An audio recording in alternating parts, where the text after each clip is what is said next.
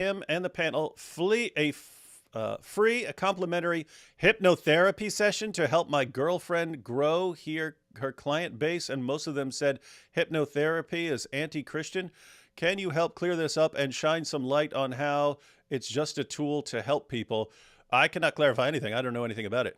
I mean, if like all I think of with hypnotherapy is like for people who smoke, and then they'll like put them through hypnotherapy, and then they like don't want to smoke anymore. If it works and you're not doing anything weird, I wouldn't have a problem with it.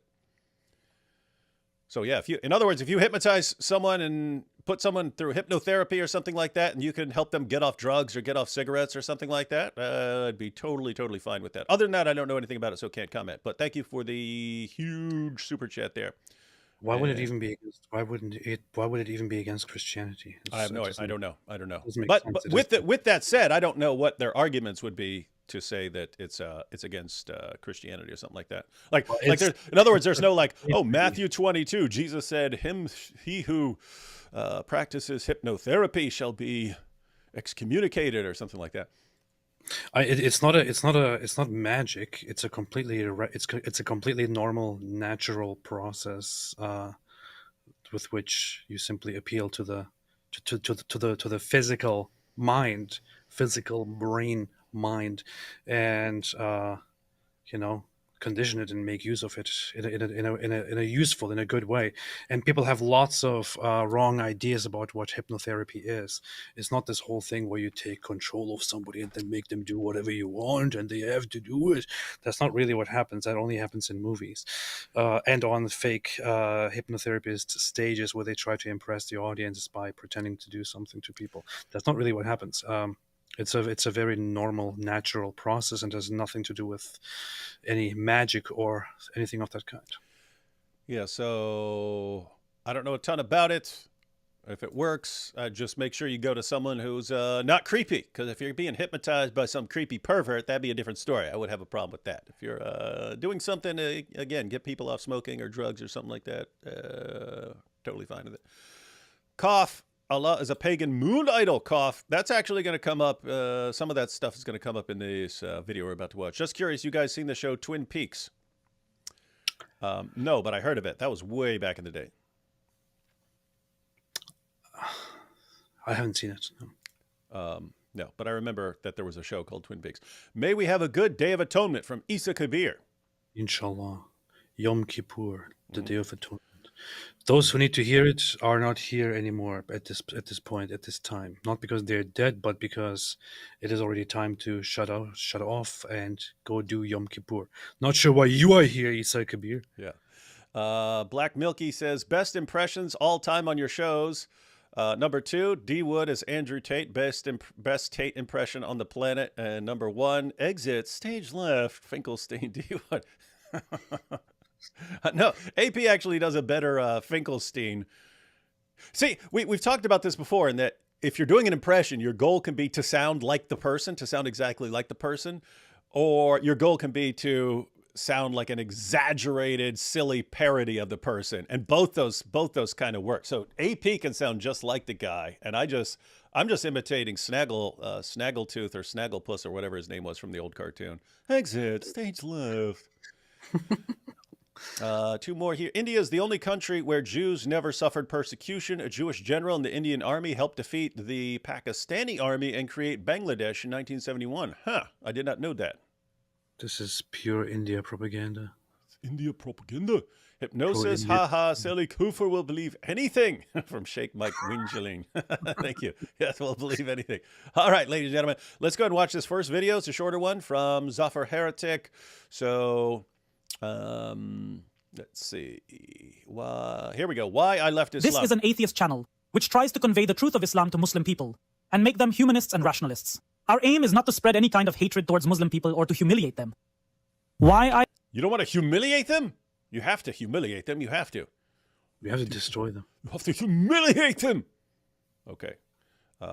And here we go. So this is Zafar Heretic on why he left Islam. Hello and welcome. I am your friend, Zafar Heretic, your host and well-wisher. Like and share this video, subscribe to my channel, and don't forget to press the bell icon so you don't miss any updates. This is not a new video. It has been taken from my first Q&A, where I replied in short to the questions of many people regarding why I left Islam and why I became an atheist. Many people liked it, and several demanded to bring this video separately so they can share it. And because this is a small video, I could manage to add English subtitles into it. Also, a lot of people asked me to create a Patreon account, so I created it. I have placed it in the About section of my channel. You will also find this in the comment section of this video. So you have links to Patreon and PayPal there. If you don't know Zafar Heretic, you might not know whether you want to support him, but that's where you'd find that because we're about to go through the videos. If you like what you're seeing, then The music is very creepy. I'm kind of scared. you're creepy and scared. But we hang out, so So, let's start now. I am from a modern Muslim family. wait a minute. How are That's you a little you? blonde? Yeah, are you a little blonde-haired kid? Come on, Come on. you're not. My a name little is blonde-haired John. kid. My name Okay. is John. That is the most like Swedish-looking kid. Anyway. I was not following Islam very much in life, but I had full trust in God. Apart from my parents, there are 2 more siblings. They were always neutral since childhood, but when I was a child, I used to pray namaz and used to fast as well. When I grew a little more, I applied logic. Oh, people are saying he's significantly louder than us. I can turn that on. Okay. I'll turn that down a little bit, hopefully. Turn it down. Turn it All right, down. there we go. If God is equivalent to parents, then why does he ask us to be hungry for him? And why would he ask to do the stupid namaz practice? Did he say Still his too God loud. is? Huh? You didn't change much. It's still extremely loud. I compared turned it to- way down. Who are you? Stop lying you about did. me. Hang No, on. you didn't. It's exactly the same. Later on, I left those practices, but I still had God in my life. I was not even 18 yet when I started a small job in an office. Muslim colleagues at the office tried telling me that fasting is mandatory for all Muslims, but I ignored them. I was sure that the God who created us would be much more powerful and intelligent. Why would he ask to do some stupid practices?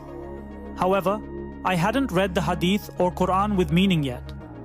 I sometimes used to share good posts of Islam on Facebook. Then, I used to block people who abused Muhammad in the comments. Beast. That would be me.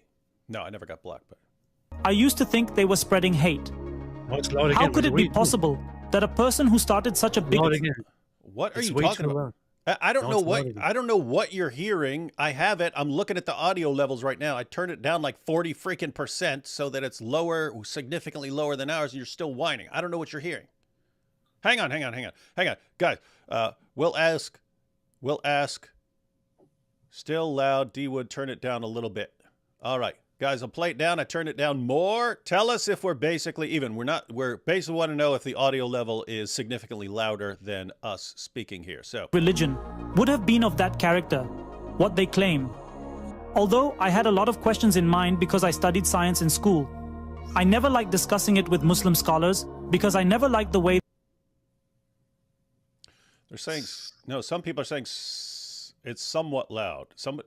I don't know what to do. People are saying it's fine.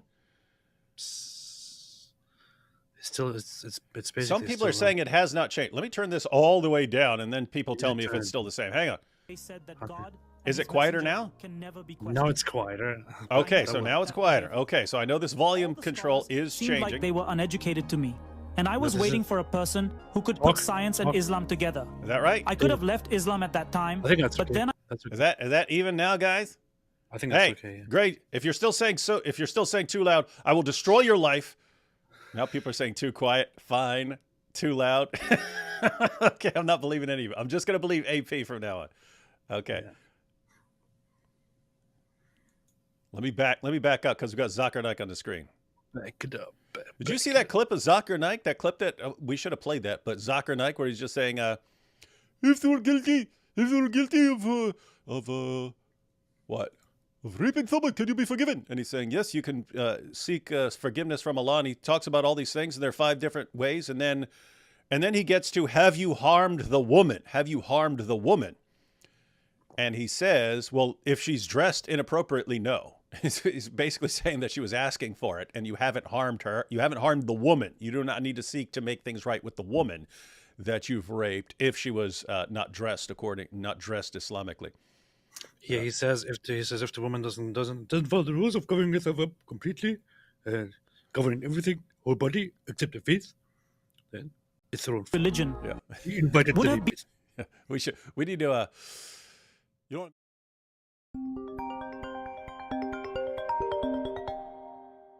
an entire live stream out of that, but we might want to bring that up in a related live stream. of that character, what they claim. Although I had a lot of questions in mind because I studied science in school, I never liked discussing it with Muslim scholars because I never liked the way they said that God and his messenger can never be questioned. I never liked that behavior. All the scholars seemed like they were uneducated to me, and I was waiting for a person who could put science and Islam together. I could have left Islam at that time, but then I watched a show by Zakir Naik, a medical doctor. he saved the day. I was a little happy that I found at least one person who could present a scientific version of Islam to the world. Scientific I version. took the manipulated science of Zakir Naik seriously and came back to Islam again, peaceful Islam. But this lie could not remain for long. Once my non-Muslim friend asked me, But that's a very did your good messenger really marry a What's that? question. But that's a very good question. Brother He making says- the point. He said Chapter number If 15, the Quran- verse number 22. it complies with science. Parliamentary. That the Quran is completely in line with science. How does that answer the question? That's pretty good. That's pretty good. Zakir Naik is another one I've never. It didn't come naturally to me. Like you know, I could hear Ali Dawa a couple times just do that. But Zakir Naik is a little rougher because he's got some weird speech impediments and lisp and stuff going on. Would require some practice for me. child of age 6? I replied, no brother, these are just fake stories to spread hate. Oh wait, Could going not back. remain Let's talk for about long. Aisha. Once my non-Muslim friend asked me, did your messenger really marry a child of age 6? I replied, no brother, these are just fake stories to spread hate. He did not reply, but I had a thought this time that I should really look into Islam now. So if anyone makes any such claim, I can answer with reality.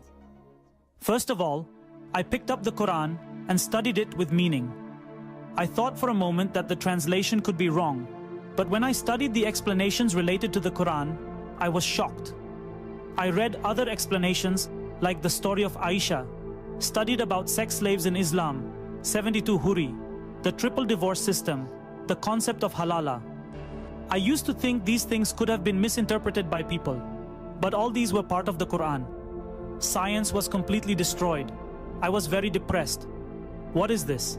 Is this the Islam I was following? Then I watched the justifications of famous scholars on these topics. I was not satisfied. The more justifications I watched, the more hate I felt towards the ideology. Now, the things that were inside started. What's that? Let's pause here.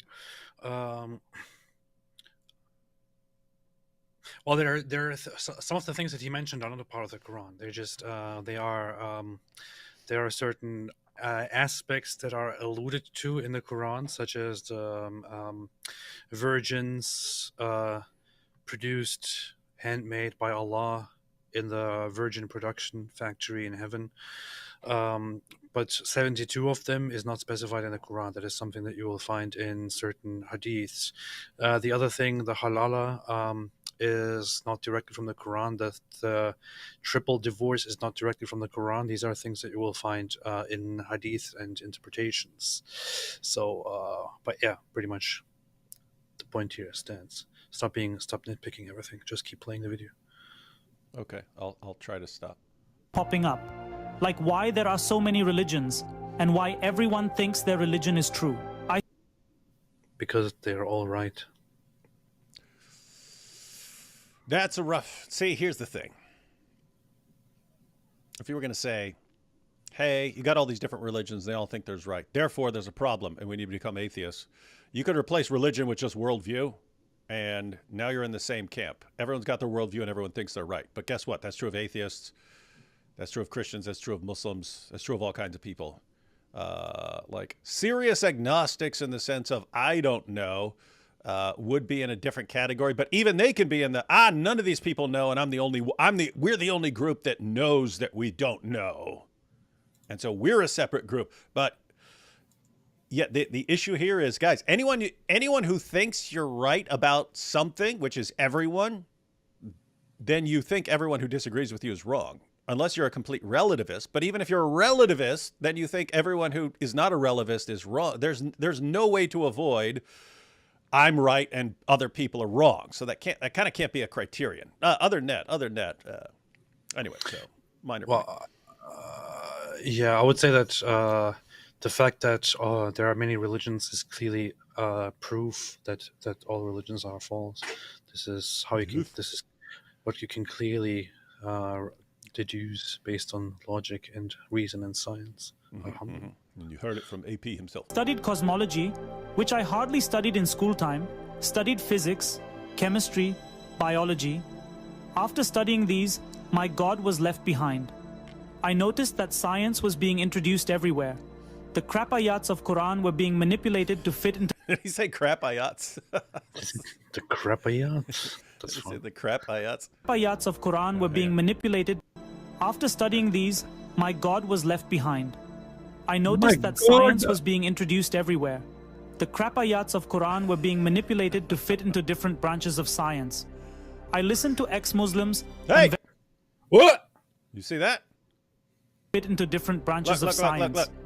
I listened to ex-Muslims What? That was AP. He listened. AP was the example of an to ex-Muslim fit he was into listening different to. branches of science.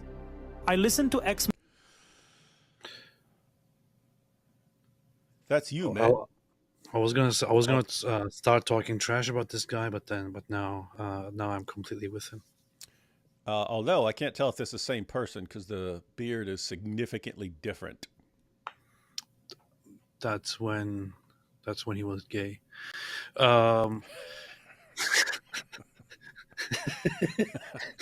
No, not gay. Gayer. Gayer. The bigger your beard is, the less gay you are. Exactly. That's interesting. No, I was gonna say this guy is annoying me. I don't want to listen anymore. But now that he presented me as an Now we example, listen to everything. to listen to it, now I'm totally I agree with everything he says. Don't Okay. talk trash. So we'll back that up. We'll back that thing up a little bit, and then The crap ayats of Quran were being manipulated to fit into different branches of science. I listened to ex-Muslims and verified the references they were giving. They were speaking the truth. Then I studied Islam in depth. Now I knew what was the game behind all this. It was a business where some people were working on it to keep it standing. They even can kill people who speak the truth through the same system. I had two ways now. One, to remain silent on this and keep it to myself and live my life happily. The other, to stand against this lie and speak against it. Speaking against it looked wise to me, but I could not think of a way to do it. Then I saw that several other people are doing it through social media. Then I also came to support them in this fight. Now I have started this war alone here, but I am afraid I won't be able to win this alone. This fight can be won only when more and more people can fight with me. that's true. Because the people we are fighting are no less strong in any way than us. Well, intellectually, they are less strong. Commanders who have such great weight in talks that anyone who hears them can be easily trapped. That's true. They have a crowd with them who can destroy anyone on a single command. They have money, power, arms, and most importantly, they have a fake god. On the other side, we have only truth and humanity with us.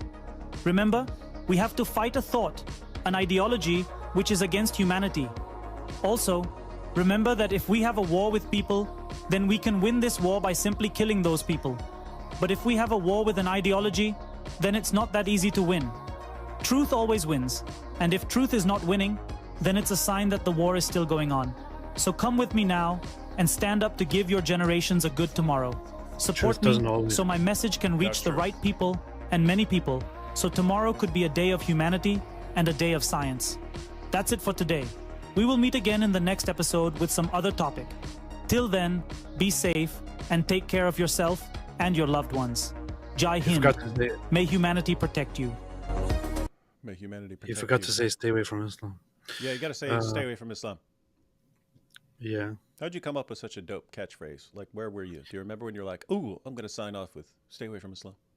You know what's funny? I think I never actually decided to turn it into a phrase until I made a video in which I said it, and then I thought, hey, that sounds kind of cool.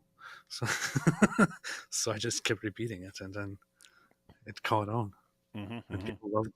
It's hard. It's hard coming up. Hard coming up with a good catchy catchphrase like "TikTok, time to rock." Mm-hmm. Indeed. Hey, so he was making there towards the end is making a very important point about you have a lot of Muslim speakers. They have a lot of funding behind them. Even though they'll go to war, you take one of these Muslim speakers like Zakir Naik, and if you have a room full of people who don't know any better, he will sound very convincing and so on. So it's sort of the idea that that's what we're up against. We're up against a system with like 2 billion people, and you have lots of differences and lots of division in there, but you have a large portion of that 2 billion people who want to impose Islam on the rest of the world, and will do it by almost any means necessary. If they can do it in a physical confrontation, they'll do that. If it's going to be just through out babying other people by producing more babies, higher birth rates, they'll do that. Immigration, all sorts of means. That's kind of what you're up against, and it's a situation where there are lives on the line. Zafar, Heretic, AP, they're all under a death sentence from this ideology, meaning if certain people take over, then there will be massive numbers of death sentences. I'm under a death sentence for a different reason, just because I am considered a blasphemer, even though I'm super nice and friendly. And so anyway, long story short, the critics of Islam, there need to be more of them and need to be united, very united. Whatever else you disagree about, say, hey, we disagree on this, we disagree on that, we disagree on this, we disagree on that, we disagree on this, but we are all united on not wanting all of our heads chopped off in the name of Allah, and therefore we oppose it. It is. It's nice. I kind of I find the message of the video interesting, and it is something to relate to, and something to feel, something to vibe with. I wish it was true that truth always wins. It's not really true. Yeah. We both. Gosh. If you have, I just want to say, if you have an audience in front of you, and you have one guy right here who's just speaking the truth, and another person right here who's a skilled manipulator, that skilled manipulator will sway far more people.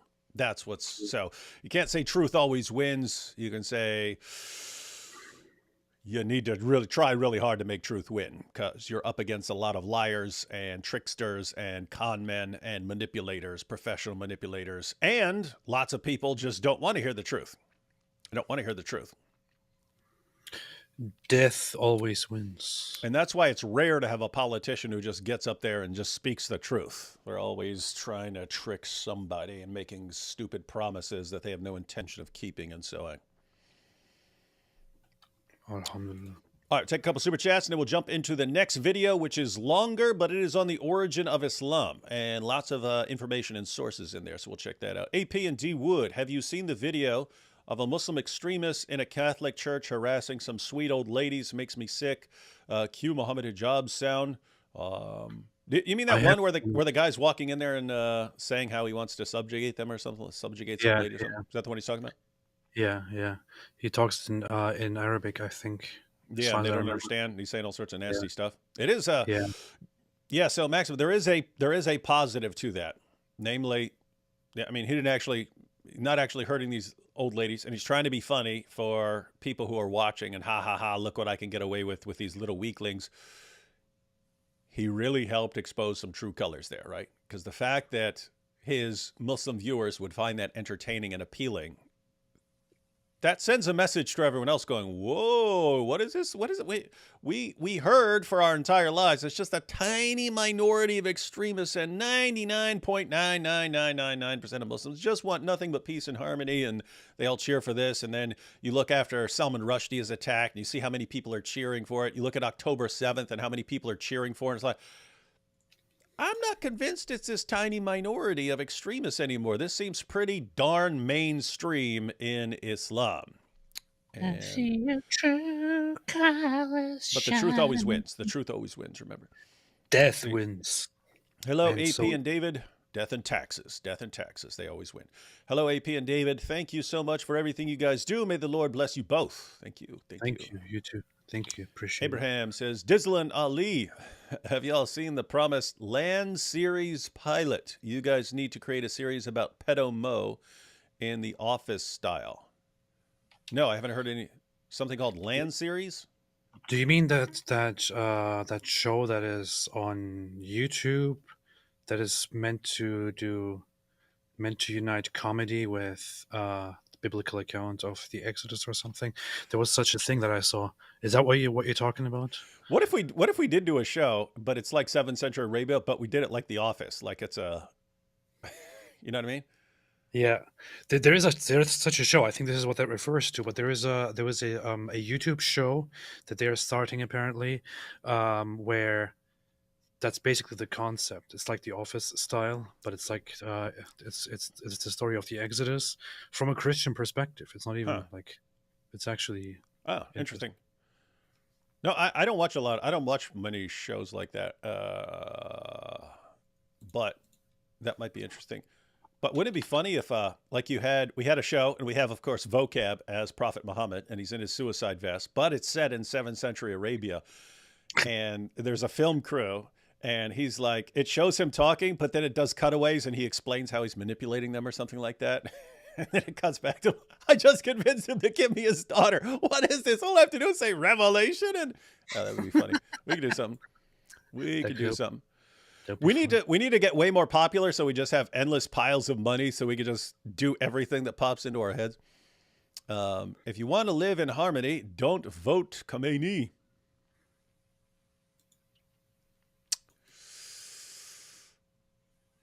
You can't vote for him. You can't vote her again. Yeah. If you don't want Khomeini in power, your best bet right now is Israel getting really ticked off at him. And getting rid of him, that would be based. If you have to choose one piece or if you had to choose one piece or world peace. One piece or world peace. I'd go with world peace. I would say neither of them. Hey, we have Goat Hub here says, too loud. I can still hear AP. Turn it down. How dare you? Aprendo mucho de sus videos. Gracias por valioso trabajo. Solo pasé a saluderos. Rende para la rico suave. I don't know any Spanish that I didn't learn at Taco Bell. I appreciate that. I agree with that entirely, and I appreciate it. Thank you. Ein Berliner mit Berliner AP. Ich mache mir Sorgen dich. Ständig diese gekämmte Scheitel. Du liest Mein Kampf und sprichst ständig über Krieg und Juden. Just kidding. Love you. This is a good comment. Says I'm worried about you. Always the hair Mein like Kampf, this. Mein Kampf, and I read my. Oh yeah. Like Your this. hair. You always talk about war and Jews. Yeah, it is. Nice. Beast. Agnostics are just atheists who don't want to argue. Well, you had Madeleine Murray O'Hare, who was she started American Atheist back in the day. Tragically, she was killed by her own atheist workers. Literally, I'm trying not to laugh. It's just it's such a messed up situation even to say it. But she used to say that agnostics are atheists without guts, which is interesting because when the new atheists came out, they basically turned atheism into agnosticism and just said, we just lack belief in God. We're not saying that God doesn't exist. We're saying we lack belief in God, which, I mean, agnostics lack belief in God. So, I mean, you had an important distinction back in the day between people who said there is no God and people who said, I don't know. And that was a distinction. And then the new atheists removed it and just said, we lack belief in God. Okay, what do you call a person who just says there is no God? What do you call that person? Because it used to be atheist, and now it's not. Anyway. Anyone else find themselves bobbing their heads side to side listening to this guy? Yeah. He does put some dope beats in there. Your mama unalive so many, I you don't like see. the whole electronic music synth wave vibe. It's kind of fun, but also not. What? I should write a script and have whoever edits those videos like edit one of my videos to make it super cool because that's the stuff I suck at. Your mama unalive so many, you see. Alhamdulillah. We do need to come up with the Battle of Your Mama jokes. Is it me or does he sound like he's talking about science as if it's a religion? Science is a way to explain the natural world based on data, not a metaphysical, undeniable, immutable truth. Well, you can mean different things by science. You can refer to a methodology, the scientific methodology. You can think of it as a body of conclusions based on the scientific method and so on. So you can think of it as, but yeah, it does get treated as like a sort of a ersatz religion for a lot of people. Did you just say ersatz? No, I didn't. You just misheard me. Please don't say that anymore. I will never ever say it again, just for you. Truth does always win in the end. That's true, but like way down the road. Truth does always win in the end. However, this is a long-term matter. Yeah. The enemies of the truth fight fiercely to suppress that victory and delay it. That is indeed the truth. Number one reason why I will never believe Islam, the single fact that the founder pulls revelations out of his rear end just for his own gain is enough. There is, first off, I would say that there is no universally agreed form or a necessity to say that the revelations have to come out of your mouth. You know, there is nothing that says if they come out of your behind, then it means they're false. What if this religion is meant to be that way? That revelations actually are true, but they are also meant to come out together with the excrement. We don't know. I don't think that this is logically sound. However, I get the point, and I agree. And this is one of the most powerful issues against Islam, and it's one that, if you're trying to convince a Muslim, this is a good direction to go. Pointing out, hey, isn't it convenient that he tells everyone they get 4 wives, he gets more? Isn't it convenient that he sees Abu Bakr's little daughter and then gets a revelation saying, yeah, you can have that little daughter? Isn't it convenient that he swears an oath to his wives to stop having sex with this slave girl in his wives' beds and so on, and then he gets a revelation telling him he can break his own oath? Isn't it? Aren't all these revelations convenient? He sees his smoking hot adopted son's wife almost naked, lusts after her, and then shocker, gets a revelation saying, oh yeah, you need to basically cause a divorce. You're causing a divorce by lusting after her, and then you need to marry her. This does not look terribly suspicious, but the main issue, guys, is this won't sink in for Muslims unless they hear about it, and they're not going to hear about most of these issues from their leaders. They have to hear about it from us. So that's along the same lines as what Zafar Heretic was pointing out, that the people who are lying and spreading nonsense are pretty well organized, pretty well funded there, and therefore we need to be relentless. All of us need to be relentless in responding to it. So Isa here says, hey bros, do you think I should debate Nadir on the Quran and Islam on not being scientific? No. You're on the Muslim side of this issue. You should be his partner in debating other people. There absolutely is no point in debating Nadir or debating with Nadir. Yeah, and Isa, he's just not a guy we're interested in. No one likes him. No one likes him. So if you crush him, you could crush him. You didn't make a difference for anybody because no one pays any attention to him. If you lose, then you lost to some guy that is considered a joke. So yeah, I'd pick a better. Nadir is just someone who's like pure deception and manipulation and not an ounce of integrity and so on. And the only people caught on to it a long time ago. The only people who turn up in the comment section supporting Nader Ahmed and saying, Nader crushed it. Yeah, he did a good job. Are Those are, Nadir's those are, 5 burner accounts where he yeah, praises yeah, himself. I've caught him before. I've caught him before under a fake account praising himself. It was pretty he pretty pathetic. actually comes in with fake accounts to praise himself. Nobody else praises him. No Muslim is on his side. So he has to jump in and say, well, Nader made a very good point. I did that years ago. It's still on my old blog. I'd have to find it, but you're talking like probably 12, 13, maybe more, maybe 14 or 15 years ago, where someone came in the comments of the blog and was praising Nadir for his debate performance. And I was like, what are you talking about? Everyone else said he just got crushed. Who is this praising him? But I looked and I was like, wait a minute. Someone who makes the space after the parentheses before the punctuation. Let me go check one of Nadir's articles. Anyway, I called it like textual criticism and Nadir Ahmed or something like that. And I showed that the same weird punctuations and stuff that this person is using is what Nadir uses and so on. So I showed that he was praising himself. It's pretty hilarious. That's so stupid. I mean, at least try harder. At least change the way you type. Like, for example, I have on my YouTube channel, I have 520,000 burner accounts that I use to That's what I basically do. support myself and agree myself with. But I always type differently on every single one of them. Mm-hmm. Indeed. And it's funny because Muslims always think that. Like when I used to post those videos and look, hey, here are 30 people who left Islam after watching my videos. I posted all that. And Muslims, oh, these are all your own fake accounts. I was like, guys, how many fake accounts? I think I sit around. But that's actually interesting thinking because we know they do that, right? We know they make fake accounts and think, I'm a Christian, but this is so powerful. This is such powerful stuff. I'm converting to Islam now. We know they do it. So anyway, all this stuff always reveals their own thinking. What they accuse you of that because that's what they do, right? So, hey, we make fake accounts, so they must be doing it too. They do that. That's what they do.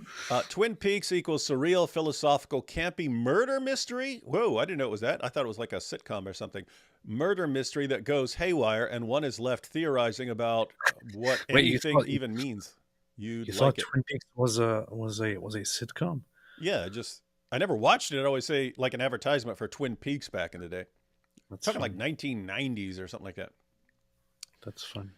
Let's see. Mutaman says, did I see your debating Central Dawa? Yeah, I have no clue who that is. But you want to debate Muhammad in the Bible or something like that. And so I agree. Did I see your debating Central Dawa, David? He's a total clown, says Muhammad is in Song of Solomon and Genesis. Not surprising at all. It's pretty standard.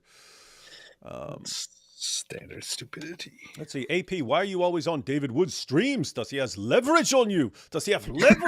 Tell us. Good question. Did you touch her? Don't lie to me. Did you keep your shorts on? For anyone who doesn't know what we're talking about, that is Muhammad Hijab and how he debates now. Good boy. It's just, dude, it's so perfect. You look at his fans, and oh, it's so great, it's so brilliant. And then people are saying, and then you've got all the people who say, no, why wouldn't Pierce answer all these objections? And it's like, you think on a debate but on Israel and Hamas and Hezbollah and stuff that any random thing that hijab brings up, these guys have to divert the show to it. That's absolutely insane. So anyway, that's wild stuff. Robin Hood here says, Spock, for good to defeat evil, good has to be very good. For good, there's got to be a wingaling, man, if he's quoting Spock. D. Wood, what good Christian books are there to send for someone in prison? I listened to the audio version of Case for Christ in prison. I totally read this wrong. I thought it's asking for books that to make somebody go to prison. Oh. If you want a book for someone to go to prison, then read The God Delusion. Read The God Delusion, something like that.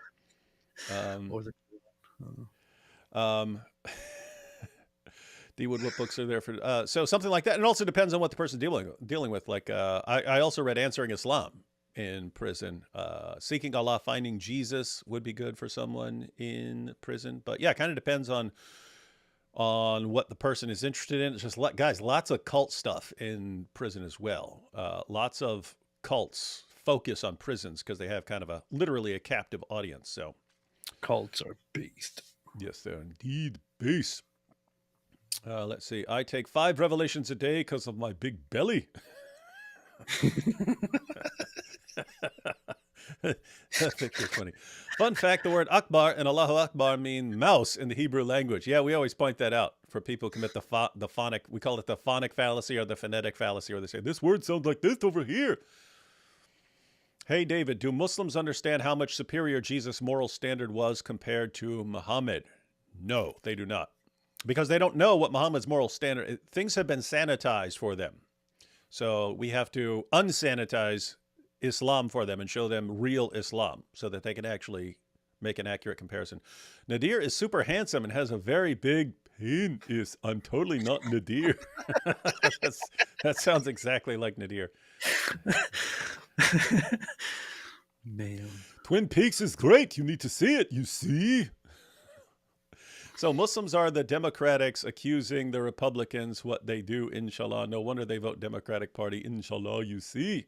And we have the great... Wait, more on Central Dawah? Mutaman says, Central Dawah debated Sam Shamoun's student Albi and God Logic and got cooked by both. His YouTube is embarrassing, like a young Muhammad Hijab. Yeah, it's just the only reason, again, I have no idea who he is. The only reason I agreed is that's one of the scientific miracles argument that has been collapsing, the perfect preservation argument that's been collapsing. We got 2 main issues to focus on now. It's more difficult to make these collapse because they're more foundational in Islam. But the Islamic dilemma, want to keep blasting away at that, and Muhammad and the Bible. Those are the next things you want to drop. And those it's going to be more difficult because...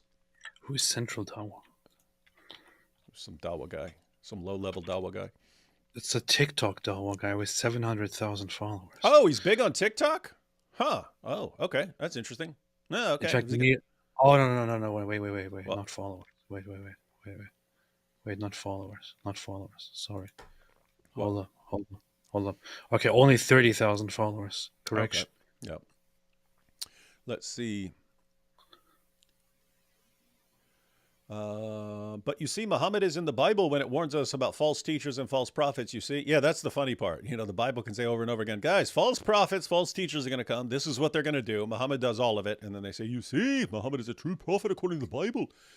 What's happening, David and Ridwan? God bless you. Have you seen the latest Islamic all-male Diddy dance? I'll post in the chat so you can enjoy the laugh. No, have not seen that. I don't think you can actually post links to stuff in the chat here. I have it set because way back in the day when people could post links, you had a bunch of followers of a certain religion who would just post a bunch of porn in there to try and distract from every live stream. So I had to disable people sharing links unless they're I give them that ability or something like that. Anyway, all right, you ready, AP? You ready to check out this video? No. So this video, ladies and gentlemen, was banned in India, and we're going to find out why. So something in this video made enough Muslims complain to get the government of India to ban the video in the entire country. We're going to find out why this video was banned. This is an ex-Muslim atheist channel, which tries to convey the truth of Islam to Muslim people and make them humanists and rationalists. Our aim is not to spread any kind of hatred towards people based on their religion or faith. Muslim brothers are requested to verify the sources given in video and start thinking differently. Is the best and final religion of God copied from somewhere? If so, where did it come from? And if copying is wrong, how much worse is it to copy and then claim originality? Copying in today's video, we will explore the origins of Islam, the name of Muhammad, his haircut, his prophethood, and where his knowledge of the Bible and Torah came from. Not enough videos about Muhammad's haircut. Anyway, this is but it's kind of, you were just kind of pointing it out. Muhammad would just hear about something that the Jews or Christians were doing and so on, and then he would have to do it too. Yeah, and he would go like, and he, well, even what, the Jews are circumcised? We need to circumcise. He actually did the whole thing as well. The beard, the way the beard is done is he says the Jews do it like this and the pagans do it like this. Don't do it like them. Do it like this. Do it like this. And so, what else? What else? The copying. Oh yeah, when he was talking about was Islam copied? Yeah, I just made a video. That was my last video I think I posted. Was 5 times Muhammad actually copied the New Testament, and these are hadiths where Muhammad is clearly, I mean clearly copying something that he heard Christians saying about the New Testament and passing it off as revelation. The response from Muslims is always, but it's true. And that's why, of course, Muhammad could teach the same thing as other people and so on. Issue is, one of the things he copied was from Paul, the Apostle Paul, which wouldn't have been a problem for the early Muslims because early Muslims actually believed that Paul was an apostle. It's later Muslims who realize they have to blame, they need someone to blame for our records of Jesus not lining up with the Muslim version of Jesus. And so they had to blame someone. And at first they were like, oh, we'll blame the Council of Nicaea in the 4th century and so on. And then over time they realized, no, this stuff goes back to the 1st century. So they needed someone in the 1st century that they could blame for corrupting the message of Jesus. They couldn't blame Jesus' original apostles because according to the Quran, they were devout Muslims. So they needed to blame someone else, and they settled on the Apostle Paul. So isn't it weird that Allah copies the Apostle Paul? Weird stuff. Allah After is this, the best we copier, and copying is good. He's Yeah, the best of so I'm plagiarists. checking the thing. Do the opposite of what the polytheists do. Let the beard grow and clip the mustache. Jews and Christians do not dye their beard. Do it differently. These are some of the things. Something about your sleeves, your pants, your hair. These are things that Muhammad actually said. Not joking. It would be funny if he also said, the Jews cut off the foreskin of their pee-pee. For you shall cut all of it off. Cut off your whole pee-pee.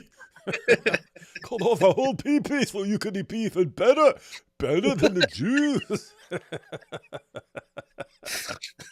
Hey, we could actually, if we actually did a sort of like office like show about Muhammad, you could show him like debating what he should do. Should I have them cut off a whole pee-pees? But no, then how would I talk?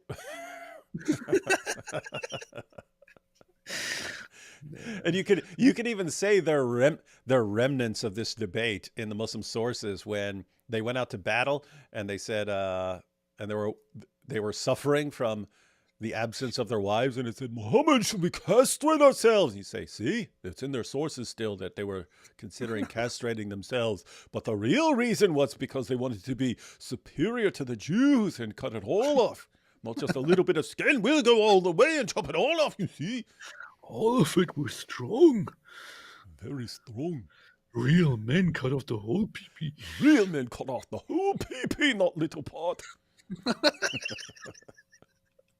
will discuss the origins of Islamic festivals like Ramadan, Eid, Bakra Eid, and Hajj. We will also look into the sources of Islamic elements like the angel Jibreel, the burqa, the niqab, and most importantly, the Quran. Your imams will honey feed you the sweet version of Islam, and if you want that version of Islam, then go with your imams. But if you want to learn the alternate truth, then follow me. So stay tuned until the end of the video to see how everything was copied in Islam, and let's begin in the name of humanity.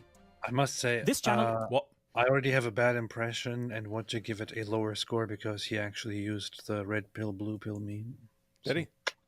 Yeah. All I saw was the donut, and I thought, man, I want a donut. Yeah. It was funny. He said, if you want people to honey feed you some sweet lies, just go to your imams. That was pretty funny. You want people to honey feed you sweet lies, go to your imams. That's what they not do. Run with the help of any religion or organization. Support us in this noble campaign. An entire team works on every video of this channel, and there is no significant earning from YouTube. Your regular monthly support is needed to maintain this channel and mission. For this, you can also take membership of Patreon or channel, or you can also support through UPI and PayPal every month as per your financial condition. Yeah, again, guys, you can see by the quality of the videos, they're putting a lot of editing and stuff into their music background. Very well done videos. So if you want to see more of those, you have the means of support right there. Become a soldier of this mission and feel proud to be a supporter of the biggest mission of the century. Have you ever tried to imitate your idol? For example, copying the new haircut of your favorite footballer, actor. What was just said about AP's haircut? It's funny that just came up. People pointing out that AP keeps copying the haircut of a certain guy with a little mustache. Fortunately, he's not copying the mustache, but then we have Muhammad. Muhammad's going to be copying haircuts. Or you can also support through UPI and PayPal every month as per your financial condition. Become I a soldier of copied this Taylor's mission and feel proud to be a supporter of the biggest mission of the century. Have you ever tried to imitate your idol?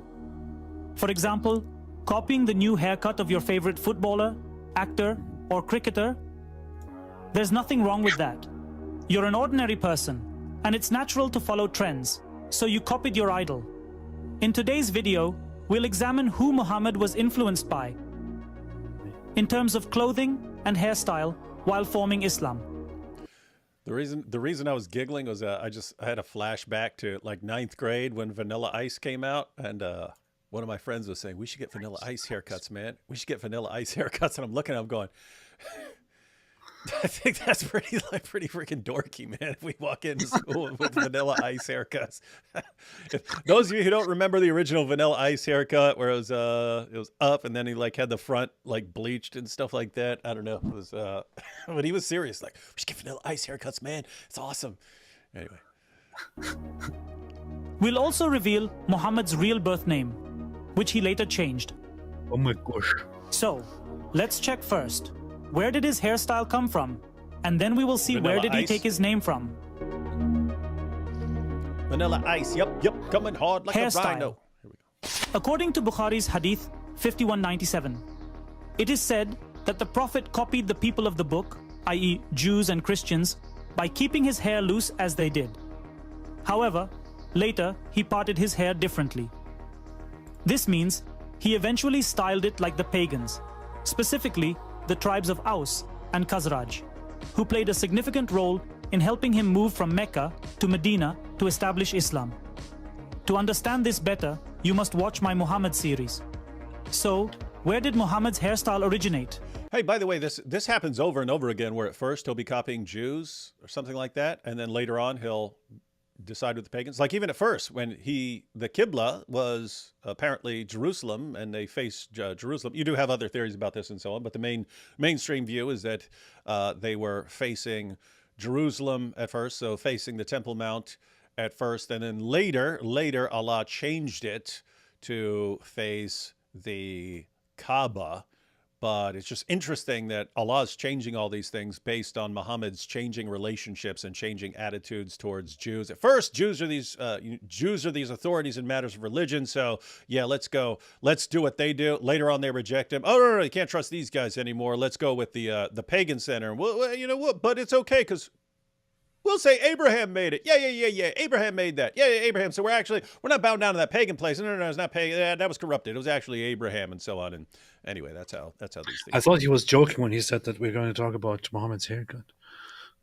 No, but no, I actually like it because you think, well, what? The haircut? Why are you going to focus on that? But if you look at it, it's actually like tying it how Muhammad is coming up with his ways of doing things. He's copying these guys until he doesn't like them anymore. And then, I'll copy these other guys to try and appease them and get them on my side. Sounds like a manipulator. Muhammad sounds like a professional manipulator. From Jews, Christians, and pagans. Like an ordinary person, Muhammad was influenced by the people around him and copied their clothing and haircut. Muhammad's name. What does the name Muhammad mean? Can it even be someone's real name? Actually, Muhammad means the praised one or praiseworthy. It's just a title. Titles are added before names. Like it is weird. So all praises to Allah, and yet Muhammad is the praised one. Doctor, Professor, Mr., or Mrs. No one in the world is given just a title as their birth name. Have you ever heard of a child whose real name is Mr. or Mrs., Doctor, or Professor? Of course not. because these are all titles. Therefore, it's clear that Muhammad adopted this name when he started spreading Islam, after the age of 40. But what was his original birth name? What? Will you object to that? I would say that that is not. It doesn't follow, and it hasn't been substantiated. It hasn't been sufficiently demonstrated that that his name cannot have been Muhammad. And yes, so far the argument to this point is not very strong, I would say.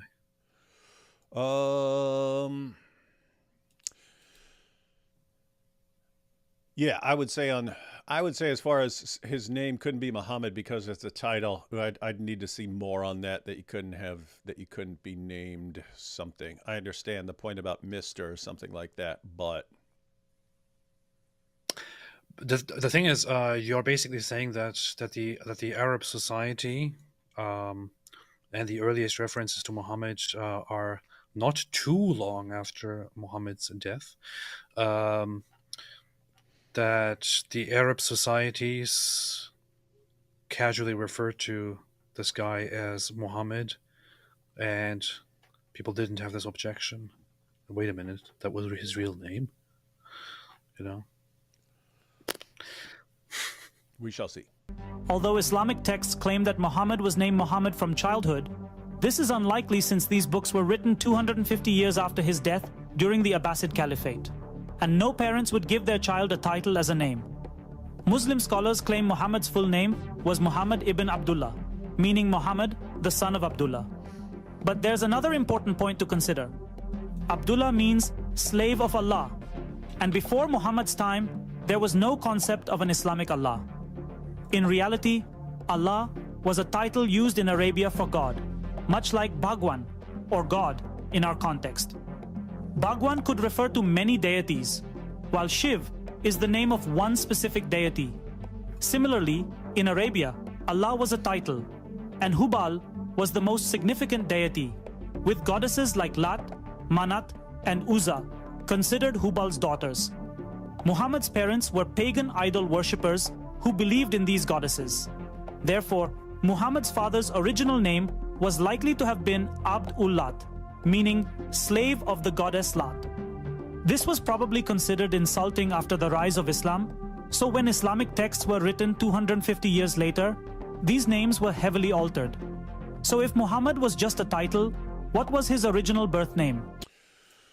What do you think about that? So the claim there is that Allah wasn't, at the time, would have been a title similar to just like God, and not the name. And therefore, Muhammad's father, who, according to Muslim sources, was named Abdullah. So Muhammad would have been, he would have been Muhammad ibn Abdullah, Muhammad's son of Abdullah. And so Abdullah means slave of Allah. And so he's saying that was not the name of a god. It was like our word God. And therefore, since Muhammad's pagan tribe believed in Allah, Talus, and Manat, it's more likely that his father would have been named Abdullat, slave of the goddess Lat, and that later Muslims would have changed this because it's embarrassing if Muhammad's father was a slave of a pagan goddess. I would say that once again, it's speculation. That there is no evidence to suggest that this is factual. So it's interesting speculation. Have heard it many times before. Both of these things, that his name wasn't actually Muhammad, that Muhammad was a title that was given to him later on. There is an idea to say that that he was named Muhammad by certain people or by his followers, or maybe even by people after his death, because to say that he was a person, a man of good character or something like that, that his actual name was different. However, these are again just speculations. I don't think that there's anything wrong with a society giving children a name such as Muhammad, for example. I mean, I haven't seen it demonstrated that obviously nobody would name their child Muhammad. Obviously, nobody would name their child the faithful or the good or the honest or whatever it is. And the whole idea of about the name Abdullah is once again speculation. The regular explanation, one of the regular explanations about why his father's name was Abdullah is that, for example, in an environment where people are polytheists, like there in Mecca, even there, they would hold one certain god in higher regard, or view one certain god as the greater god, as the greatest god of all the gods. In this case, for example, Hubal is often seen as a superior god, the greatest of the gods, and then after him and besides him there are other gods.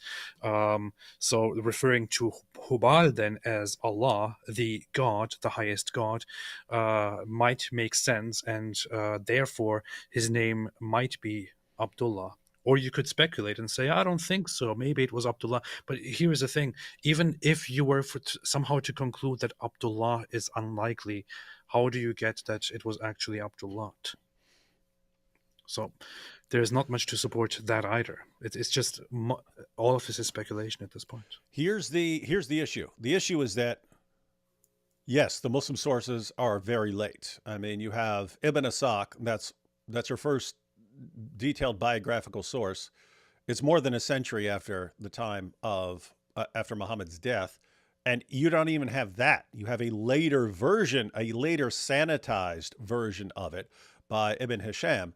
So, and Muslims don't even trust that. They don't even trust the later sanitized version. They go to later sources like Sahih Bukhari and Sahih Muslim. There you're talking 2 to 2.5 centuries after the time of Muhammad. So here's the issue. If you're dealing with sources that late and you know that these guys are changing things and fabricating things left and right, which we know they were doing, it kind of opens the door for almost anything you want to build a case for. So you can say, hey, these seem like exactly the sort of guys who would have been embarrassed if Muhammad's dad was named Abdullah or something like that and would have changed it over time or something like that. I'm like AP. I don't think you can know that. It has to be speculation, but that's the point. Not having any sources for the first century of Islam, that makes it, there's a lot of possibilities there. The possibilities are endless, and sort of at one end of the spectrum, you have like the complete Muhammad mythers. There was no Muhammad or something like that. It's all fabricated. And the other end of the spectrum, you have like people who take all this stuff completely seriously. And yes, Muhammad is exactly as he is represented in the major hadith collections. But basically everything in between those extremes, you can make a case for, because you have very little to go on for that time. Very little to go on. According to the famous Egyptian scholar, Dr. Yusuf Zaidan, who was also the director of manuscripts at Alexandria, Muhammad's original name was Kutham, a name he kept until he was 40 years old, before he claimed prophethood. This information is confirmed on page 39 of the book Hayat-e Muhammad. If we delve deeper, we find that Muhammad's grandfather, Abdul Muttalib, had a son named Kutham. That's the guy who breastfed him. When Muhammad was in his mother's womb, this son died, and Abdul Muttalib gave Muhammad this name. Oh, no, my mistake. It was Abu Talib. It was Abu Talib. Yeah, it's his grandfather's name, Abdul Muttalib. Sorry, let me back that up. I stand corrected, ladies and gentlemen. It was his uncle who breastfed him when he was a baby, not his grandfather. Scripts at Alexandria, Muhammad's original name was Kutham, a name he kept until he was 40 years old, before he claimed prophethood. This information is confirmed on page 39 of the book Hayat-e Muhammad. If we delve deeper, we find that Muhammad's grandfather, Abdul Muttalib, had a son named Kutham. When Muhammad was in his mother's womb, this son died, and Abdul Muttalib gave Muhammad this name after his birth. Islamic books later manipulated this story, claiming that Abdul Muttalib named him Muhammad based on a dream Muhammad's mother, Amina, supposedly had. Now think for a moment. Would Allah send revelations to a pagan woman?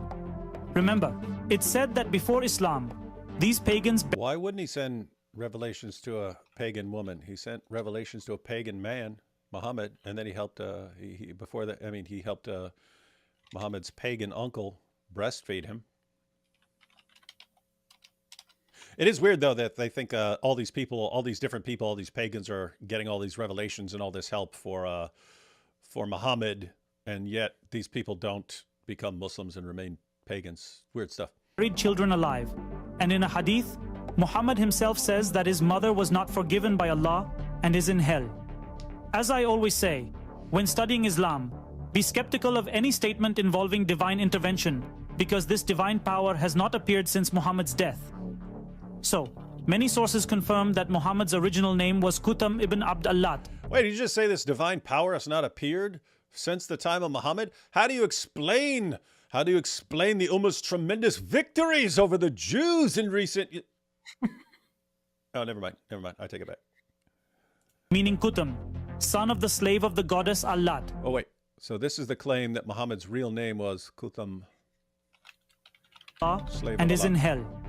As I always say, when studying Islam, be skeptical of any statement involving divine intervention, because this divine power has not appeared since Muhammad's death.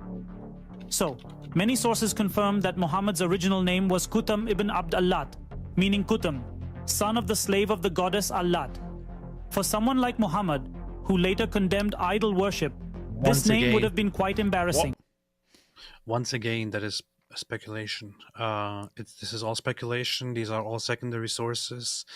There is no reason. Can't believe I'm defending Islam here, basically. But there is no reason to dismiss the early Muslim sources and then to take these other secondary sources to then trust them instead. The idea that Muhammad's name was actually Qutham is just speculation. There is no strong evidence to indicate that this is actually factual. And similarly, the idea that his father's name was Abdullah is also, again, just speculation. It is there is no strong evidence. I haven't seen any strong evidence. I understand that some people may feel very, very passionate about such a claim. I haven't seen any strong evidence so far. I would like to see it if there is. What do you think, David? I would say that when you have some sort of secondary source pointing in a different direction, that may not be enough to say, oh, this is correct. You can give some weight to it in the sense that if something is veering from the standard Islamic narrative, then why? Why is it's along the lines of the principle of embarrassment. So if you start saying other things about Muhammad that run counter to the standard Islamic narrative, you can say, why were these things being written? Unless some of them go back to some things that were known during the, it's like, in other words, it's like, so take something that is based on the principle of embarrassment, the satanic verses. Muslims today generally don't believe in the satanic verses, and yet it's all over their earliest sources.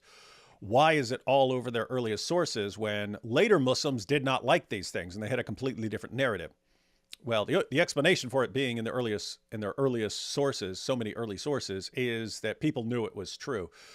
So that if you have different narratives about Muhammad's name, and his name, was different to the age of 40 and so on, and that's when he was given the name. If you have an actual case that you can present here, it would be similar in the sense of like, why would someone make that up? Why would someone at some point in Islam say, hey, we're going to make up this story about him having the name Qutham. We're going to make that up. So with me, it's definitely not conclusive or enough to say I agree with that or I believe that or something like that. But I understand why some people would think that, would say, okay, why is this in here? That sounds like people are remembering something about Muhammad and they're trying to explain it. It's also, I think, one of these arguments that I think, what's even the point? Oh, so you're saying, so like, hey, even if you're right, it's not some life-changing thing that he had some different name before he was 40. Yeah. Okay.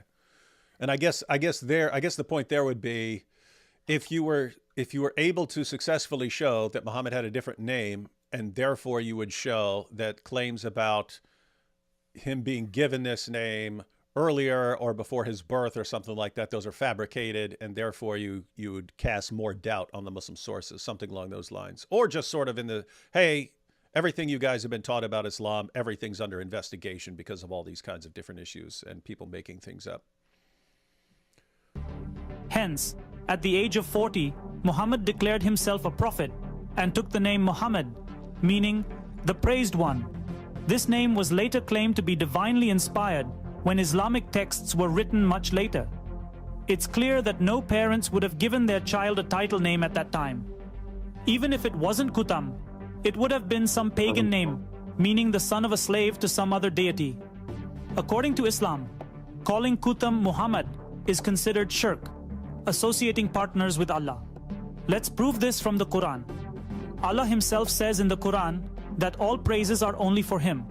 Quran 34:1. Therefore, calling Kutam Muhammad, meaning the praised one, equates him with God, which is shirk. Additionally, Kutam insisted that everyone say Sallallahu Alaihi Wasallam, peace be upon him, after his special name, indicating that he considered himself a god. He named himself the praised one and created a god who demanded praise just like him. In Muhammad's 23 names, the two most famous, Muhammad and Ahmad, promote shirk. Now, let's explore where Muhammad's prophethood came from. I could tell you want to object to that because you just you're in a nitpicky mood and want to attack everything. Yeah. What is your objection to that, David? What? What is your objection to that? Oh, I'm just wondering. I'm just wondering. You know, when you have all praise to Allah.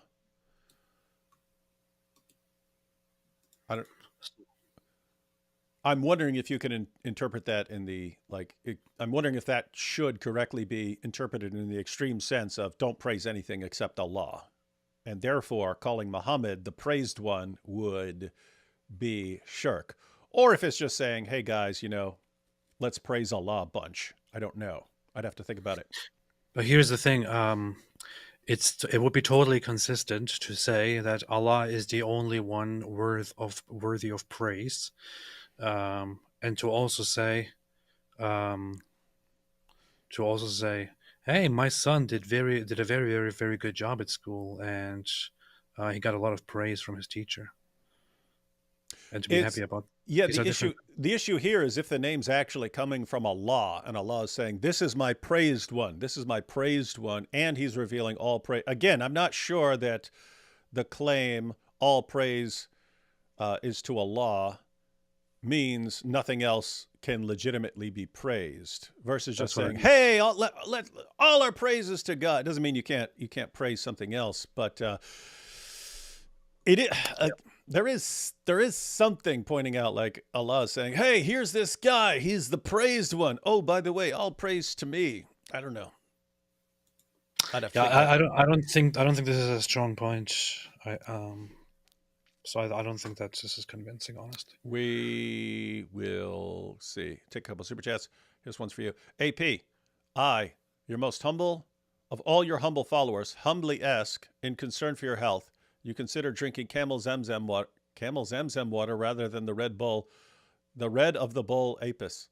How do you not know that I don't have? How do you know that I don't have camel Zamzam water and camel urine in here? It's funny that it's not camel pee; it's camel Zamzam water. I have camel urine here and Zamzam water together mixed. That's what I drink every day. We should make an energy drink like Red Bull, but it's called Zamzam. Oh yeah, it'll be very popular among Muslims. Or it's called Red Camel, and it has a peeing camel on top of it. Mamma mia, Nadira makes the best spaghetti. I am definitely not Nadira. Crazy that Muslims prefer scientific miracles to prove Islam, but mostly Dawah use military victories and conquests in their preaching. Strange for such a peaceful religion, yet they never mention 14-0 in Russo-Turkish wars. Yeah, how are they doing against in battles against Israel lately? I think they're like. I guess they could say that since they all celebrate it, they could consider October 7th a temporary victory that led to massive other defeats. It is amazing how you see Allah's on our side. He helped us kill 1,200 of them. It's like, And you guys got It's crushed. It is so stupid too because it is October 7th is not an isolated war or an isolated battle. It is even if so, they lost it because you have on the one hand Hamas together with Palestinian civilians and other terrorist organizations pouring together into Israel and trying to kill and torture and rape as many Israeli civilians as possible, and they did succeed in killing over 1,000 Israelis, but then it was quite short lasting. Their celebratory attitude, once the IDF took control of the situation and fought back, killed many of the invaders, pushed them out, and then actually started invading Gaza and bombing it to bits. That is still part of the same fight, and we clearly see who is losing here. So the fact that they actually come out and celebrate October 7, which says a lot about who pro-Palestinians are and who pro-Islam people are, is incredibly stupid. Incredibly stupid. All you do is celebrate one day where you kill and do horrible things to others, and then you cry as soon as you get a response. That's who these people are. You know what the cheering for October 7th reminds me of? It's a small scene in a movie I haven't seen since the 1990s. But anyway, there was an Eddie Murphy movie called Harlem Nights. And in the movie, there was a boxing match. This is way back in Harlem in like, I don't know, the 1930s or something like that. But there was a boxing match in there with a black boxer versus like an Irish guy, Kirkpatrick or something like this. And all the white people wanted Kirkpatrick to win because he's white. And but everyone knew the black boxer was, I think it was Jenkins or something like that. This was a long time ago. This is over 30 years ago I saw that. But everyone knew that the black boxer was going to win. And they have the actual match, and this guy's just beating the white guy almost to death, just beating the crap all out of him. But at one point, the white guy gets one punch in, tap, and then the whole like white audience jumps up and cheers. This guy got one little jab in as he's getting beat almost to death, and the whole white crowd jumps up and cheers for that one little punch. But that's what it looks like. Yay, we gotta punch in. We gotta punch in. Look how strong we are. And it's like, look around you. You are getting absolutely obliterated here. It's genocide. Wild stuff. Theory genocide. You shouldn't debate Central. He's a moron. You will make him popular. Quick question. Whatever makes you think I don't want Dawa guys to be popular? What have I ever said to indicate that I do not want certain Dawa guys to be popular? If he is a big enough liar and enough of a narcissist, okay, I have no clue who this guy is. If he's a big enough liar and a big enough narcissist, I would love for him to be popular. We need more of these guys. He'd have Al-Azhar Uni on earpiece to help him while debating. It's pointless. Good for him. Pull any stunts he wants. Cam says, so Muhammad started the trans movement, inshallah. No. According to Shia sources, yes, he did. No, it was his uncle and Allah. Allah gave his uncle the amazing ability to breastfeed a man. So the question, can a man breastfeed, according to Shia Muslim sources, is absolutely correct.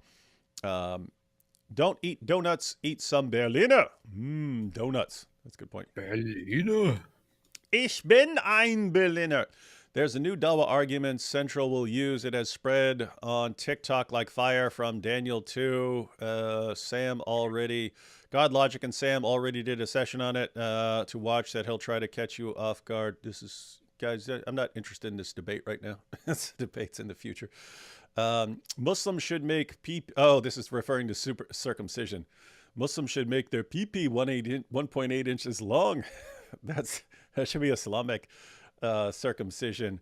That since Muhammad is the pattern of conduct, they have to cut their pee-pees down to 1.8 inches. D Wood, Halloween is coming. AP will get the mustache. That's possible. Might get the little mustache. Mo walk like me walk. Me talk like me, hair like me. Oh, wait. Mo walk like me, talk like me, hair like me. Oh, wait. That does sound like Muhammad. Mo, walk like me, talk like me, hair like me. Ein Berliner says his real name was Mopus, a.k.a. Muhammad ibn That's true. Shaitan. It's Shaitan. That's true. That's see. actually what its real name was. They don't tell you that. Brother D. Wizzle, will your debate versus Robert Spencer be on YouTube in the future? I don't have a preference. I'm a huge fan of you. May the best case win. Well, we have to do it first. We have to, yeah, that's in the future.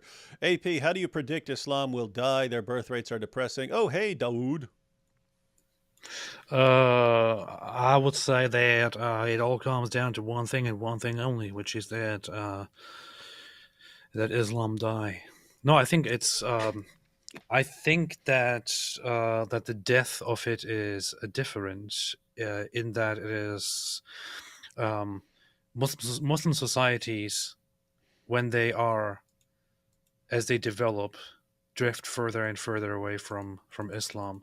You can see that in Muslim countries, every decade, the reports on whether the population is more or less religious has quite a trend. As these countries develop, they become less and less and less religious, less and less practicing in terms of Islam, and more open to other worldviews, more open to other religions. Islam has a very repressive attitude. And I think it is always good to point out this repressive attitude and not to mix in the whole secular reformist attitude of Islam, but to preserve the traditionalist attitude of Islam, because that is the one that makes Islam die.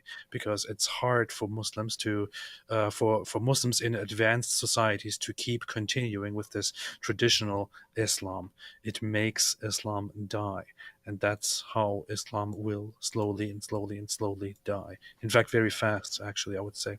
Maybe within, as a prophet, I would say that within the next 200 years, it will die a horrible death. I think it's going to be way quicker than that. But the question was not directed towards me, so I will not share my brilliant and correct insights. I am the prophet, and I said it is 200 years. That's it. After years of watching you two, I know more about Islam than I ever thought there was to know, but still tune in. It's a gross fascination, like the circus, clowns, contortionists, magicians, spectacle. That is a good description of Islam and Dawah. When my first kid was a newborn, he often attempted to drink from my male nipples. This is evidence of his prophethood. Maybe he's the Mahdi. Good point. Good point. Keep an eye on that kid. Keep an eye on that kid. D. Wood, you got a pair of brass balls going to Dearborn and maybe Detroit. Respect, sir. Oh, I've been to both a bunch of times. AP, the Holocaust Museum experience is very moving. That's true. I have never been, honestly. I have. Everything from my from on the Holocaust that I know, that I've gathered, is just from readings and all that. So I wanted to go there and take it in, and also ask questions, have the experience of it once, and also want to go back again. David and I are going to go together. Yeah, and I went there trying to think if I went there with Nabil. I went with somebody, but this would have been like 2005, 2006 or something like that. Went way back in the day, and it actually restored a bit of my faith in humanity, not because of the stuff you see in the Holocaust Museum. It was afterwards. Walking through there, seeing all these people sitting around all these exhibits and stuff with all this like awful stuff happening, and everyone's just standing there and stuff. And anyway, finish and I walk out, and there was a group of like 20 or 30 like high school girls out there, and they're all just sobbing their eyeballs out. They were all just sobbing their eyeballs out, crying after what they just seen. And it was like, oh, these young people just had a dose of reality right now, and they were reacting appropriately to seeing the reality of what human beings are capable of. Maybe if enough young people see they can turn things around. Yeah. Oh yeah, it's also going to be Ashira Solomon. She's going to be joining. So it's going to be us going to the Holocaust Museum. I met with her and had an episode on JNS TV, Jewish News Syndicate, when we were in Israel, hosted by Fleur and her. And I had been planning forever to meet her and record something with her. So we're going to meet up and record a few things together, and then also go together, the three of us, to the Holocaust Museum and all that. So it's going to be based some content. Possible. I'm German and Argentinian. What do y'all think? When we hear German and Argentinian, you know what we think. And my last name is No last names. We already know. No last names. We already know what the last name's going to be. Hi, can y'all wave back? Yes, just did. There you go. Let's see. Eminem, best of men. No one better than his writings. Yes, and how would you refute it? Aaron says, can you guys respond to Ibrahim Manusar and My Heart? No. No idea who that is. All right. Let's go back. Muhammad's prophethood. Now that we know Muhammad's original name was Kutam, let's see where his prophethood came from. Clever leaders often have writers who glorify them, and Kutam was no different. His team included people whose job was to portray Kutam as a prophet. Although efforts were made to hide such things, some evidence has surfaced due to human error. For instance, Hassan bin Thabit, a poet, once asked the Prophet of Allah if he should write poetry to belittle the pagans, the polytheists of Mecca, according to Bukhari's Hadith 6150. The Prophet did not say that mocking any religion was wrong. Instead, he asked, "What will you do about my lineage?" Because Muhammad himself was from a pagan lineage, and mocking them would also mock his family. Now, this is interesting. What about my forefathers? I will take you out of them as a hare is taken. So they wanted to make fun of the pagans, and then Muhammad said, what are you going to do about my family lineage? And then he said, we're going to take you out like taking a hair out of the dough, take your family line out of them so that we're not making fun of them. Anyway, this could be interesting here. Let me check this Hassan out. bin Thabit, a poet, once asked the Prophet of Allah if he should write poetry to belittle the pagans, the polytheists of Mecca, according to Bukhari's Hadith 6150. The Prophet did not say that mocking any religion was wrong. Instead, he asked, "What will you do about my lineage?" Because Muhammad himself was from a pagan lineage, and mocking them would also mock his family. Hassan replied, "I will extract you from them as a hair is extracted from dough." This shows that Muhammad's marketing team was actively rebranding him as non-pagan. This was also why his name was changed from Kutam to Muhammad. Now ask yourself this: if Muhammad's lineage was entirely truthful, why did he need to change his pagan name, identity, and background? When we study Muhammad's prophethood in more depth, we find that he didn't have any qualities of a prophet. As Aisha, Muhammad's favorite wife and a child bride, said, according to Bukhari 4855, "Whoever among you says that Muhammad knew what would happen tomorrow is lying." Even Aisha believed there was nothing prophetic about Muhammad. If we don't want to believe Aisha, let's see what Kutham, now Muhammad himself, said. According to Quran 46:9, Muhammad says, "I do not know what will happen to me or to you." The final and dearest messenger of God couldn't even foresee that there was poison in his food. Kutham was a prophet. What? What was that? What verse was that?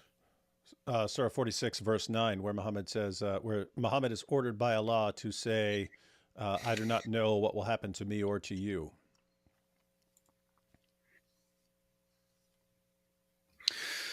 La la la la la la la. I'm not something original among the messengers, nor do I know what will be done with me or with you. I only follow that which is revealed to me, and I am not but a clear warner. this doesn't really mean what this doesn't have to mean what this video says it means. Seems like it's a cumulative case. In other words, some of this is circumstantial.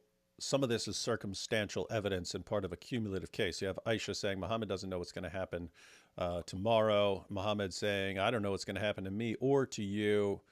Normally we read that in the context of like salvation. He doesn't know what's going to happen because, and that's the context of that in the hadith. Muhammad says he doesn't know whether he's going to end up in paradise, actually, because you don't know what you're dealing with Allah. You have no assurance of salvation. As far as the hadith in Bukhari, and viewing that as Muhammad trying to clean up his family and sort of rebrand himself as non-pagan background, that could be, since there's a big, century-long empty space that allows all kinds of speculation, that could be kind of circumstantial evidence, AP. If Muhammad's trying to clean up his pagan lineage, then you could say, oh, well, then it would make perfect sense for Muslims to change his dad's name from Abdullah to Abdullah. Doesn't mean it actually happened, but you can say it would be consistent with something they might want to do. But in that situation, since there's a bunch of speculation going on, you can say that Allah was to them another one of their pagan gods, and so why wouldn't this guy be the slave of a pagan god? Anyway, this is just what happens, guys, when your sources are really, really late. Who could not even predict his own dinner. According to Hang on. He couldn't predict his own dinner. I think I said that once in one of my videos. the final and dearest messenger of God, couldn't even foresee that there was poison in his food. Qutham was a prophet who could not even predict his own dinner. According to Bukhari's Hadith 59713, in his last moments, Muhammad told Aisha that he felt his jugular vein being cut from the poison given to him in Khaybar. You can understand this in detail by watching my videos on this topic. All these points lead to the conclusion that Qutham's, now Muhammad's, prophethood was entirely derived from the stories of the prophets of the people of the book, Jews and Christians. Although those prophets performed miracles, Qutham couldn't perform any such miracle. That's true. Now let's see where he got these detailed stories of the prophets. Muhammad's knowledge of the people of the book. Islam is called the final religion of the Abrahamic religions, and Muslims proudly say that Allah is the same God who gave the Torah and Bible to the Jews and Christians before the Quran. Therefore, Islam refers to them as the people of the book. But there's no doubt that in Muhammad's time, there wasn't the information age we have today, where you can easily search for anything on Google. Who was that again? Was that Ahmed Deedat? Who's the one who was saying book? The book? I think it was Ahmad Deedat. I think so. The book. And what are going to reading the book? Like all of a sudden he's just randomly sound like a chicken. That's so weird. It's like the weirdest thing ever. Anyway, we need to put that into some video or something like that. Despite that, Muhammad, now Qutham, had good knowledge of biblical characters, even about their health conditions. For example, the prophet Moses, known as Musa, had a speech impediment, as confirmed by both the Quran 20:25-28 and Exodus 4:10. This speech impediment is a personal health condition, yet Muhammad was aware of it. How can this be? For example, can you know that someone's cousin has cancer or someone's sister has HIV? No, this is private healthcare information and is not available in the public domain. However, it's clear that this knowledge was not divinely inspired, because if it were, there wouldn't have been any mistakes. And yet, Muhammad made several significant errors, which we'll discuss in another video. For now, let's take one example. In the Quran, Mary, who gave birth to Isa, Jesus, is called the sister of Aaron, Quran 19-28. Later, this had to be explained as being in the same lineage, descendant, and various awkward explanations were given in commentaries. That's true. The person writing the Quran confused Mary, the sister of Aaron, with Mary, the mother of Jesus, because both had fathers named Amram, No. which has been forcibly changed to Imran in Islam. Well, one of them didn't actually have a father named Amram, but the Quran says that her father was, and therefore they'd be. Yeah, that's the entire point of it is of the Amram name is that it is significant evidence that there is a mistake here, because Mother Mary is never ever reported to have a father named Amram. It is only the other Mary, known as Miriam, sister of Aaron and Moses, who clearly, according to the Bible, had a father named Amram. And suddenly we have in the Quran referring to Mother Mary's father as Amram, which doesn't make sense, because the only name associated with the father of Mother Mary in Christian tradition, according to the Apocrypha, which is not entirely discredited, is Joachim. That's it. That's all we have. Amram just comes out of nowhere, and it seems that the Quran, in a very, very, very, very weird way, calls that guy by the name of Miriam's father's name, and that just really seems bad. Really seems bad. Yes, I said Mother Mary. What's your problem with it, Kizzy? I said Mother Mary. No, I was thinking of something totally different. I was thinking like, oh, okay, this seems like the Muslim explanations seem like a real stretch here. If this were the only issue, then maybe you could say, okay, we'll let it slide. But when you see this over and over again, like he's responding to the Trinity, but he has no clue what the doctrine of the Trinity is. He says, the Jews call Ezra the son of Allah. We can't find any Jew who's ever said that ever. Guys, it always breaks down to the same issue. I can understand a 7th century Arabian caravan robber getting this stuff wrong. If you're saying the creator of the universe kept making all these claims, and it's like, okay, if he refutes the doctrine of the Trinity, but he gets it wrong, and he accuses Jews of believing something that Jews don't believe.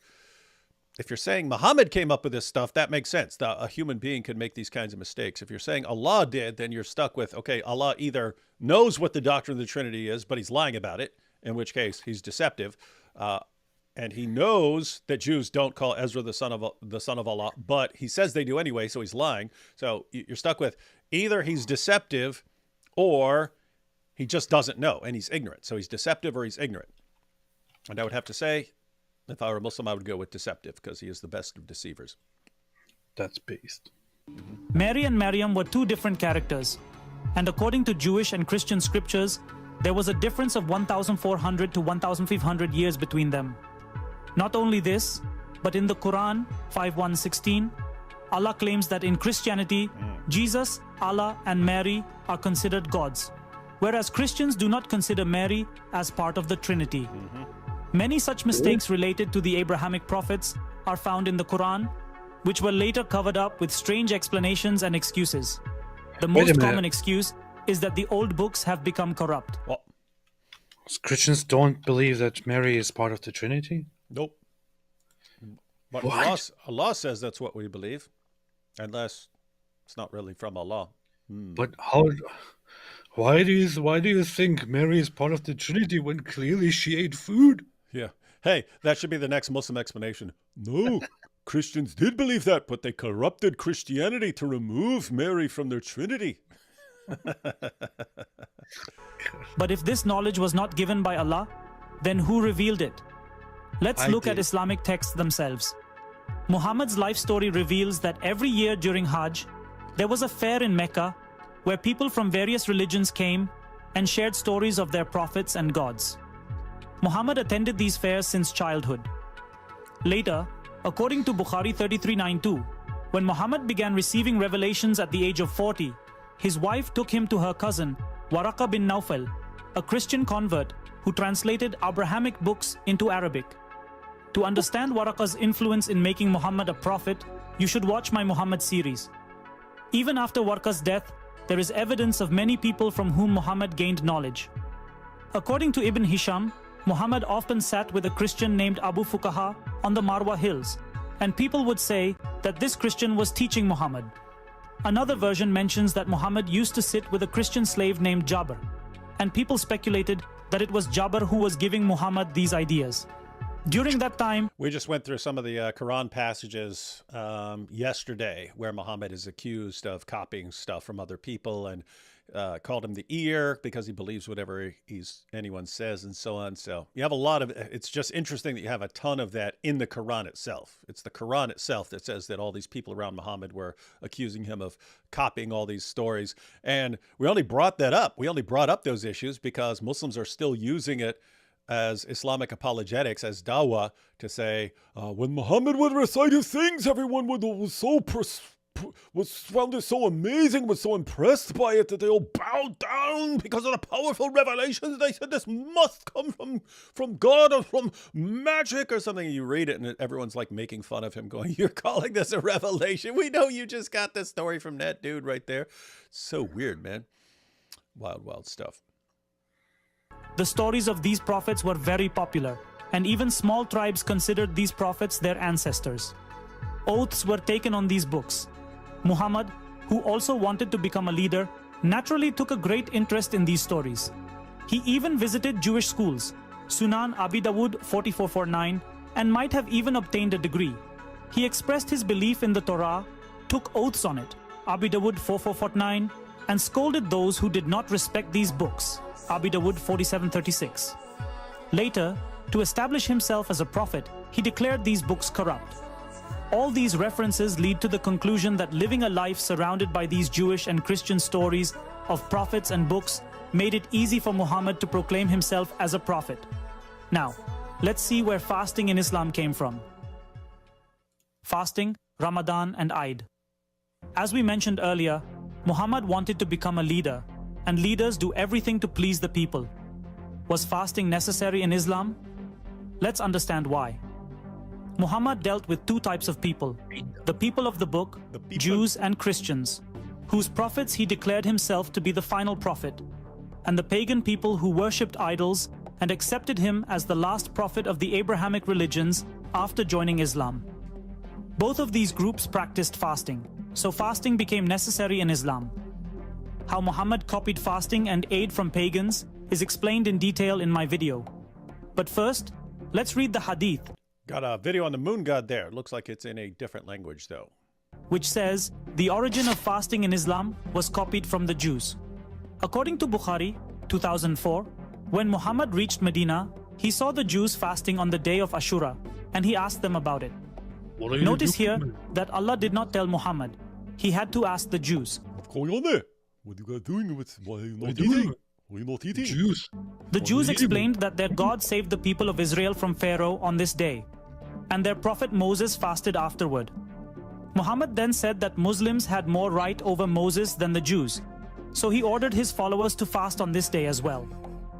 It is funny. You have these hadiths all over the place where Muhammad just, wait, you do what? Okay, die, we do this. This is what we must do. Later, Muhammad replaced the Jews' one-day fasting of Ashura with the pagans' 30-day fasting, as found in Hadith Al-Muhammadiyah 308. To understand the pagans' 30-day fasting in detail, you must watch my video. An important point here is that Muhammad declared himself the last messenger of the God of the Jews and Christians, and claimed that he had more right over Prophet Moses than the Jews. But how? Even if we accept Muhammad's claim that he was from the lineage of Ismail, Prophet Moses was from the lineage of Isaac, not Ismail. So, how could he have more right over Moses? The fake always tries harder to prove itself as the original. Even if we momentarily accept Muhammad's claim, then he should have treated Moses' descendants well, right? But did this happen? According to an authentic hadith, Riyad as-Salihin 1820, Muhammad said that the day of judgment will not come until his followers fight the Jews to the point where the Jews will hide behind stones and trees, and the stones and trees will themselves tell the Muslims to kill the Jews hiding behind them. What irony! Claiming more right over Moses than the Jews, but harboring such hatred for their people. And can stones and trees speak? And if they did, Why would they command someone to kill another based on their religion? Excuse Look at me. this madness. How a I religion... have rocks and trees speak to me all the time, so clearly they can. If they can speak to me, then that means they can also speak to all the Muslims later, before the Day of Judgment. They speak to me all. I have long conversations with trees and with rocks every day. Whenever I walk past them, sometimes they're like, "Hey, what's the way going?"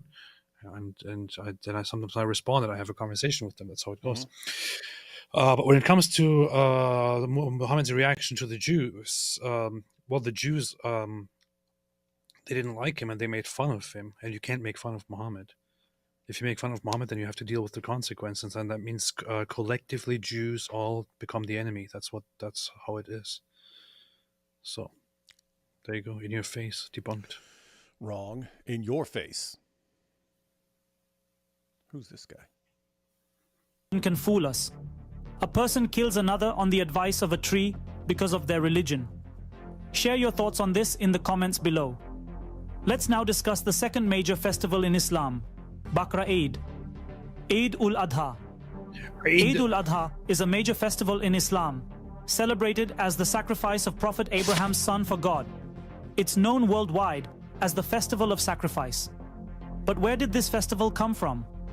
According to Jewish and Christian scriptures, their prophet Abraham, at God's command, was ready to sacrifice his son Isaac. But at the last moment, God stopped him and sent a ram from heaven, which Abraham sacrificed instead. This story was copied into Islam by Muhammad, who replaced Isaac with Ishmael. This can be verified in the Islamic Hadith, Mishkat al-Masabi 34 or 45. To defend this, the usual excuse is given that the old books were corrupted and that the Quran provides the correct information. But if the Torah and Bible were corrupted, why did the prophets take oaths on these books? If they were to be replaced by the Quran, why did he believe in them? You know what I find always very hilarious, which is that you find lots of stuff hilarious. I find it absolutely hilarious. So apparently, at some point, we don't know when, but at some point, these people, the Jews and the Christians, they corrupted their scripture. The Jews and the Christians, they came together and they corrupted their scripture. They corrupted their scripture, these people, and we don't know when it happened. We don't know how it happened. We don't know why it happened. We don't know if it happened. However, it did happen according to Muslims. However, there are so many problems with it, and we talked about this quite often. The Quran repeatedly acknowledges that the Jews and the Christians, they have the revelations by Allah with them. It is with them, and all they have to do is just to follow it properly. But they don't follow it. They don't want to follow it. They just have to follow it properly. And if they follow it, then they will be good. But they just don't follow it. That's the problem. This is what the Quran says. It never actually talks about how they literally corrupted the texts of the scriptures. If we are to accept that the Jews corrupted their scripture at some point, or that before the arrival of Islam it was corrupted at some point, we have to somehow place the corruption somewhere, I guess, between the arrival of Jesus and the arrival of Muhammad. How and when exactly would that happen? Are we really supposed to believe that the Jews and the Christians, who had major disagreements and who had huge disagreements, who fought and all that, came together and thought, "Hey guys, I know we disagree on our fundamental beliefs. I know you guys do that whole Jesus thing, and yeah, I know you guys don't do that, yeah. But we all have to agree on one thing. We need to really change something about our scriptures. We need to change our texts. We need to change our text. We need to find all the manuscripts, everything that is out there. When we need to remove any reference to Muhammad in there. We need to switch around the whole Isaac Ishmael thing. Gotta switch that around. Gotta make Isaac more important. Also, by the way, while we're at it, let's remove all references to that Kaaba thing. which is out there somewhere in the desert, which nobody has ever heard of, because we want to make that irrelevant to our religions. So let's change that completely. You Christians, by the way, you should probably add some things there, like Jesus saying, "I'm the Son of God" and all that. And while we're at it, you Jews, remove all the references which seem to be in line with Islam and so on. This is apparently what happened. This is what conspired somewhere before Islam arrived. And before Christians arrived, the Jews also were added as well. They, the Jews, who held their scrolls, their Torah, in such high regard that they would put it into veiled rooms and carry it with such care and with such reverence and make songs about just a successful copy of a Torah scroll. They somehow also thought easily, you know what? There are some things that we really, really don't like. How about let's just change those things? Let's change those things. And let's just make it all, let's just make it say whatever we want to say. How about that? And all the Jewish scribes were like, yeah, that sounds fun. Good Why idea. not? Yeah. And later the Christians also did that. Mhm. This is somehow all this kind of stuff happens in Jewish Christian history. Oh, and by the way, they were working together at it, because Jews had the Torah, Christians also had the Torah. But then to wipe Muhammad out of the Torah, the Jews have to wipe passages out of the Torah, and Christians simultaneously. So everyone's working together. Everyone's working together to cover up, to cover things up. They had to corrupt them. They had to corrupt their texts in exactly the same way. The Jews would run over to the Christians and be like, "Hey guys, hold on for a second. Let's not fight. We just removed this reference to Muhammad from our text. We just want to make sure that you guys do the same thing, okay? You want us to take that out of all our manuscripts? No problem. Everyone, go to all manuscripts and erase these things." Welcome to Islam. What a religion. Insanity incarnate. What a religion. Perfect Ray says, David and AP, do you predict Europe there will rise a second crusade type in the near future? I wouldn't call it a crusade, but you are going to have an increasingly hostile reaction that the longer... I've been saying it for years, guys. It's you're not doing away with the problem. People are just passing the problem off to the next generation. And the longer you put off dealing with the problem, that you have a bunch of people who want to violently subjugate the world, and you keep bringing in as many of them as you possibly can, that inevitably leads to a huge, massive conflict. And the longer you put it off dealing with it, the more difficult it's going to be to deal with it. I think Europeans are eventually going to deal with it. It's just the longer they put it off, the worse it's going to be. Europeans. I'm a peon. Well, Europeans. I'm a peon. I'm a peon. European. I'm a peon. No, so predict second crusade. No, I don't think so. I think that's a ridiculous idea, considering that Europeans have long lost their balls to do such a thing. So of course it won't happen. What are you talking about? No, I think that there are some political problems that will arise in the near future. We are long past the point of no return. It's too late for that. There will be problems in the future. There will be problems, but it will soon AP's shocking prophecy. There will be problems in the future. Things will happen. In the future, things will happen. Prove me wrong. Stuff will happen, and guess what? Stuff will happen, and there will be problems, and we can say, "Oh my goodness, how could he have possibly known this? It's a miracle." When in the future things happen, remember me. Remember how I said things will happen. You heard it here first, ladies and gentlemen. Save this clip. My last name is Jolly, lol. Good last name.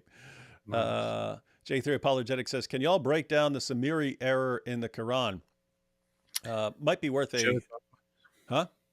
Did you ever talk about this? No, I've never made a video about it or anything. But basically Samaritans. You have Samaritans. Mm-hmm. Yeah, you have Samaritans, and according to the Quran, there were Samaritans leading people astray during the time of Moses and the Exodus. The problem, of course, is that Samaritans did not exist yet. They're a later hybrid. After Jews took the Promised Land, then you get um, the Samaritans, which were basically a mixture of Jews and some others that were left over from the northern tribes. But yeah, long story short, the Samaritans who didn't exist during the time of Moses existed during the time of Moses. So it would be a historical error. But it might be worth making a video on that at some point. Did you know that there are only estimated to be around like 1,000 of them left? That's kind of sad. I should go hang out with some of them. D Wood, yeah, I saw this a couple minutes ago. D Wood, maybe need more moderators, spammers in the chat. Yeah, when I saw that ein Berliner said this, I just picked 3 people that people were responding to who seemed like they were just trying to divert everything away from what we're actually looking at. So hopefully took care of that. Allah straw man the Christian and Jewish position. Yeah, he would make things up and then attack them. So Allah is actually the God. That'd be a funny video. Allah, God of the straw man. That'd be funny. The straw man God. I think if the West brought Muslims in slower, it would be good and would probably get a lot of them, especially their kids, to leave. But they bring them in too fast, and the old ideas stick around too much. Depends on what you want. So you're saying, hey, if people brought Muslims in slower to the West, then people would be able to adapt in a way that they don't if you bring in a bunch of them and then they all click up and so on. But I mean, if you want people to wake up to Islam, it's kind of aren't you better off if it's rapid? Aren't you better off if you really want people to wake up to Islam and go, oh my goodness, this is everything these critics of Islam have been saying? Don't you want it to kind of happen fast? Mm-hmm. Like you want it to be shocking, right? Those are the difficult things. In other words, you want a slow cook, or do you want the frog to jump out of the frying pan? Let's see. Tim says, don't forget how they found, changed, then re-hid the Dead Sea Scrolls. That took them a lot of effort. We should at least honor that effort. What are you laughing at? Oh, yeah. That's true. If they hid them. David, does the meek always inherit the earth? I think you'd be taking that way too literalistic if you said the meek always inherit the earth. That would be a weird interpretation there. All right, back to this video here. Torah was finalized in 500 BC. So how logical is it for Muhammad in 1660 AD to declare it corrupt after taking an oath on it? Why was this baby swap done? This is a significant issue explained in detail in my video. The link will be in the pinned comment, so do watch it. Another point to note is that the Jews and... What were you laughing at? Did you laugh at that graphic, the baby swap? I find it funny that they call it a baby swap. Yeah, I know that was funny, but the graphic was what was funny. Yeah. Christians, whose books were copied, don't take this story as seriously and don't engage in such barbaric practices. Now, let's see where the tawaf, circumambulation of the... What did he just say? Let's see. Since you're so concerned here. Baby swap done. This is a significant issue explained in detail in my video. The link will be in the pinned comment, so do watch it. Another point to note is that the Jews and Christians, whose books were copied, don't take this story as seriously and don't engage in such barbaric practices. Now, let's see where the tawaf, circumambulation of the Kaaba and Hajj came from. That's not accurate. What? Talking about the... Yeah, that the Jews and sacrifice Christians don't take the sacrifice seriously and don't engage in such barbaric practices is not accurate. I mean, you could say that you have an opinion on that it is barbaric and that they technically do not engage in such practices, but it's not because they don't take it seriously. It's because of theological developments and so on. As far as I understand it, in Christianity, is because of the new covenant. That's it. In Judaism, it is pretty much because of the destruction of the temple and the ceasing of temple worship. It is still thought that if in the future the temple comes back, then there would be once again sacrifice practice at the temple, for example. You don't know anything. Tawaf of the Kaaba and Hajj. What is Hajj, Tawaf of the Kaaba, and the truth about the stone kissed by Muslims during Hajj? In our video, Bakra Eid and Hajj Reality, we explain all this in detail. The link will be in the pinned comment below. For now, let's briefly discuss where all this came from. According to Bukhari's Hadith 4376, people used to worship stones, and when they found a better stone, they discarded the previous one and performed tawaf around the new one. Stone. Let's So, walk around it. even before Islam, Muhammad's people were performing tawaf around stones. Look at your little weak stone. I have a way better stone here. Oh, let's walk around that. Let's walk around that. That's a better stone. Everyone, I heard about this guy. He's got an even better stone than us. After Islam's rise, they started And then Islam, they all walk around stones. So pagan, so pagan. Let's walk around this stone and kiss it. Oh, we're better than the pagans. performing tawaf around the Kaaba and the black stone. Now think about this. If Allah hates idol worship so much, why would He want people to perform tawaf around the Kaaba and the black stone? These are both worldly objects and stones. Why is there a problem with idols but not with these stones? It's simple. Islam is not only copied from the people of the book, but also from pagans. That's As I definitely mentioned copied from earlier, pagans. the pagan tribes of Aus and Khazraj from Medina were very dear to Muhammad, and he copied their 30 days of fasting and Eid. Similarly, he copied tawaf from them. Now, let's talk about some things related to this stone, and then we'll discuss an important contradiction. According to Tirmidhi's hadith, the Prophet said that on the Day of Judgment, Allah will give this stone eyes and a mouth to testify for the sins of the believers. You see the graphic there? Nice. So, guys, yes, the black stone will be alive and be an intercessor for people, and you have an awesome graphic there of what that look like. I want to steal that and share that. What a joke!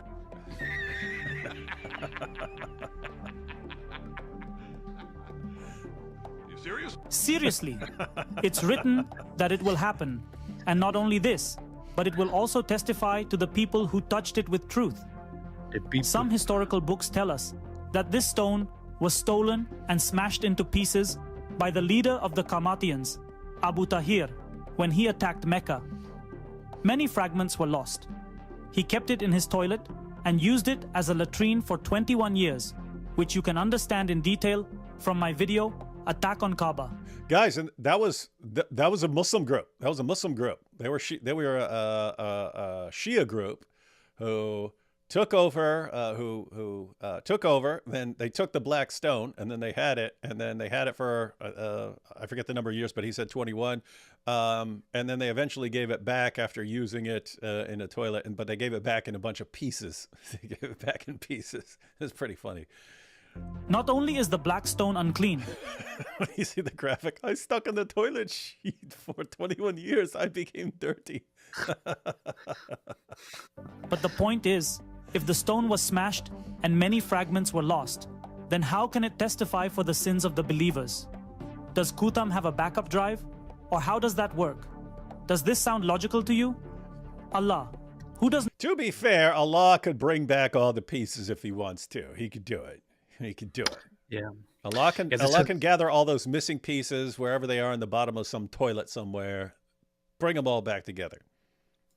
Yeah, I wouldn't have a problem with a serious problem with, for example, saying that the sun, that Allah could make the sun talk, or Allah could make the sun testify to things. So things like these are not, are part of believing that it could happen under supernatural circumstances which are not acceptable to your feeble human mind.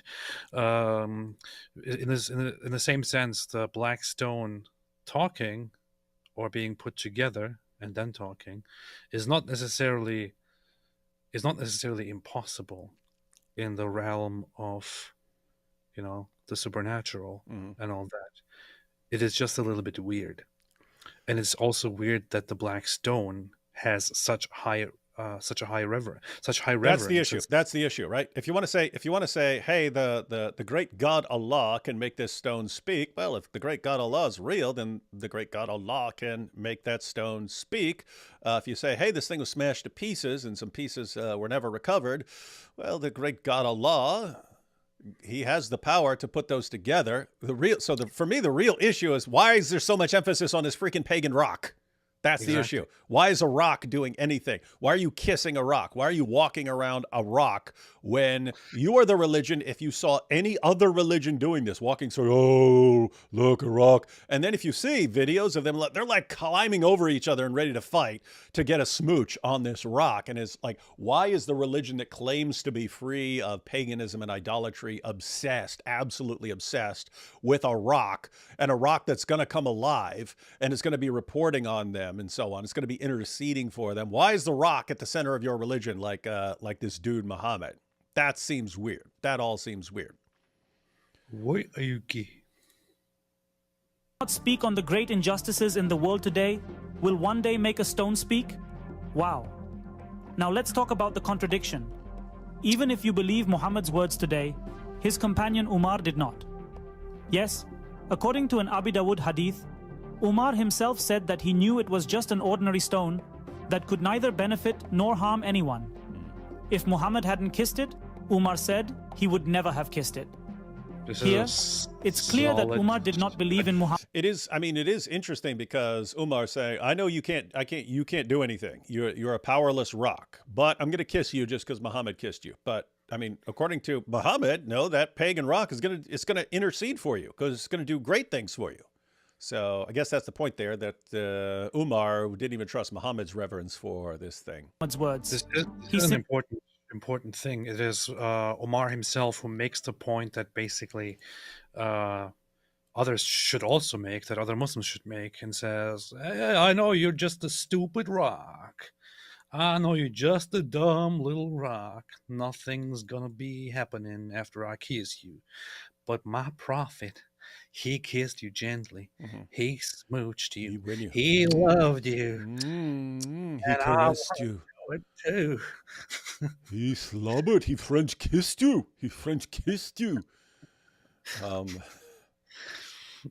So yeah, guys, but I mean, think about this, guys. This is Umar, the second rightly guided caliph. And Umar is saying, look, I know this looks really pagan. This seems pagan. If it looks pagan, walks pagan, sounds pagan, I have to conclude it's pagan, but I can't conclude it's pagan because Muhammad did it. Okay, that's the second rightly guided caliph. So you Muslims out there, guess what? You're free to go, this looks pagan, but I got to do it anyway because Muhammad did it, but really looks pagan. You could do that. You could totally put that into one of those, into the Office version of things happening in Muhammad's time, where Umar goes there and kisses it and then says, "Look, I know what this looks like." Mm-hmm. I know what this looks like. Nice. Followed him. Now we know where the idea of tawaf of the Kaaba and the stone came from. Let's also see where the idea of making the Kaaba the Qibla came from. There we go. Where did the Qibla come from? According to a Bukhari hadith, Muhammad and his companions used to pray facing Jerusalem, the holy place of the Jews, Baitul Muqaddas, for 17 or 18 months before he changed the Qibla to Mecca and the Kaaba. According to Islam, Mecca was a holy city since the time of Abraham. Today, Muslims proudly claim that the Torah and Bible mention Mecca, which is actually not mentioned anywhere. Mecca. And if Mecca was truly a holy city since day one, why wasn't the Qibla directed towards Mecca and the Kaaba from the first day? Why did it take 17-18 months? This indicates that Mecca was associated with Abraham long after Islam came into existence. Now, let's see how Muhammad, i.e. Qutham, treated Jerusalem, Baitul Muqaddas, after making the Kaaba the Qibla. According to Abdullah bin Umar, he saw Qutham, i.e. Muhammad, facing Baitul Muqaddas, Jerusalem, and relieving himself. Mashallah. From this, it's clear that Qutham, far from being the messenger of the Abrahamic religion's God, actually hated their God. And not just God, but also the followers of the Abrahamic religions, as we just learned that trees and stones will testify to kill the Jews. Where did Angel Jibrail come from? Angel Jibreel is supposed to be the angel who brought the Quran to Muhammad. If you watch my Muhammad series, you will find that when Kutham encountered a strange man in the cave of Hira, Khadija's cousin, Warqa bin Nawfal, told him that it was the angel Jibreel. This means the last prophet did not even know who the man was until a Christian told him. And even then, Warqa never accepted Islam. This angel mostly appeared only to Muhammad and was invisible to others. But sometimes when he appeared to everyone, do you know how he looked? Let's find out from the hadith. According to Bukhari's hadith 3634, it is reported that Jibreel came to Muhammad while Salma was also present. Jibreel spoke to Muhammad and then left. Muhammad asked Salma if she knew who that was, and she said, Dihya, referring to a handsome man among Muhammad's companions. Salma later said, by God, I thought it was Dihya until I found out later that it was Jibreel. So whenever Jibreel appeared to everyone, he looked like Muhammad's companion Dihya. Interestingly, there is no hadith where someone saw both of them together, much like in old comedy movies where two look-alike brothers never appeared together. Anyone ever seen Dihya al-Kalbi and Jibreel in the same room? Coincidence? Now, you can understand for yourself why this happened. Where did the hijab and burqa... That's funny, he just leaves it there. You can understand, you can figure out. You can figure out how that all happened. Yes, we can. Yes, we can. Come from. Nice. In Islam, the hijab requires women to cover their heads, while the burqa means covering completely from head to toe. Covering the head was common in Jewish and Christian societies before Islam. But where did the burqa come from? You might remember that some time ago, Iran's moral police killed Masha Amini for not wearing the hijab properly. No rule in the world is greater than an innocent human life. Let's understand where this practice came from. Let's read the hadith. The Prophet's wives used to go to the fields of Al-Manasi for defecation. Umar told the Prophet to instruct his wives to observe the veil.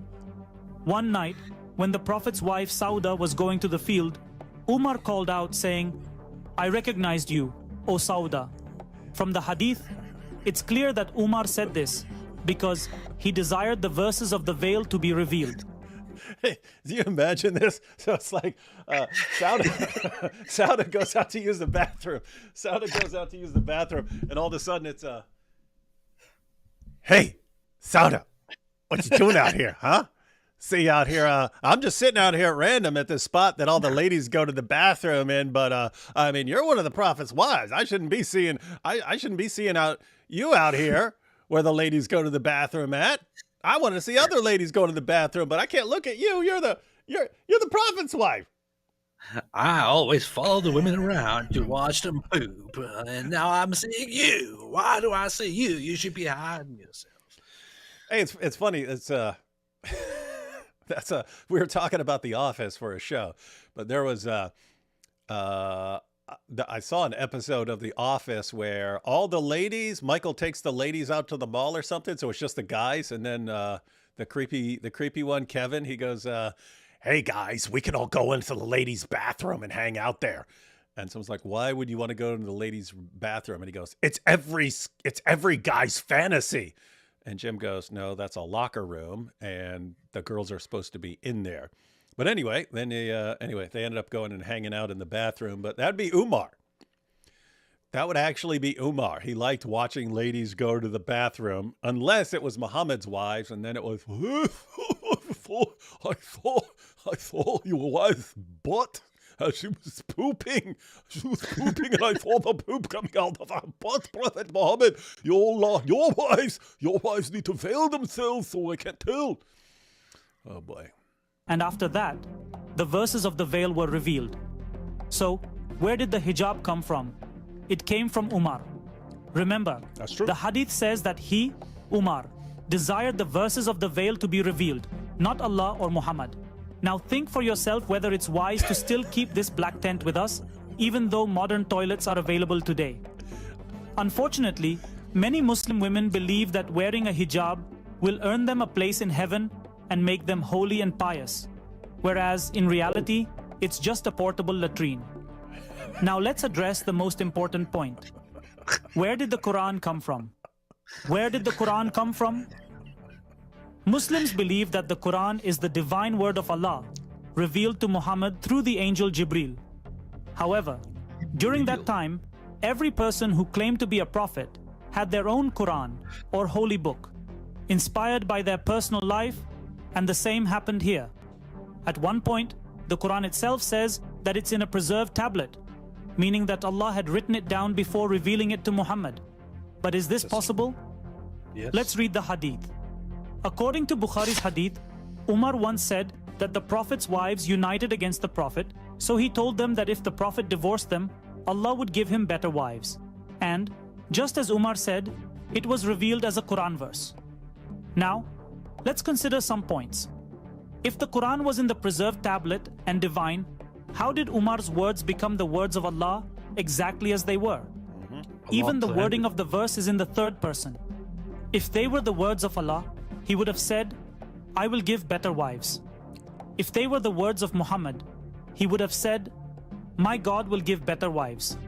But here, the words are exactly Umar's. His God will give better wives. This means this verse was 100% from Umar. The Muslim explanation is that Allah agreed with Umar. But let's think about that also. What happens if Umar Allah agrees with Umar. Does Allah also hang out in ladies' bathrooms to see them pooping? Allah created the women Allah, just to watch them go. doesn't reveal Q66.5? Can Allah agree with nothing? The logic breaks down immediately once put to the test. This means that Allah's word is dependent upon Umar's word, and the Quran is not eternal and uncreated at all. It also means that Allah's existence is dependent upon Umar's existence, and Allah is neither all-powerful nor is He eternal, just like His Quran. To learn more about Umar's influence and which other verses came at his request, watch my video. And to understand the Quran better, watch my video where the myth of the Quran's preservation is completely exposed. Hey, this is almost over, but there is a difficulty in that. So this is the English version on Zafar Heretic's English channel, which only has 2 videos, the ones we pulled up right now. But there are all these references to all these other videos. As far as I know, these aren't available in English yet. But maybe they're gonna translate all these into English and have them all up on the English channel. Let's learn something new today. Did you know that some verses of the Quran were revealed in such situations that you won't be able to stop laughing? For example, the verses about the hijab were revealed when Kutham, i.e., Muhammad, was eating. He had a bone with meat still on it in his hand when Sauda came and told him how Umar publicly harassed her. The poor prophet couldn't Umar was spying on me while I was pooping. And he's like, I'm trying to eat here, lady. Quit talking about pooping and Umar being a peeping Tom. I'm trying to eat. even finish the And book then, of course, you've got the jinn, which they eat the meat off the bones. he was holding before the verse was revealed.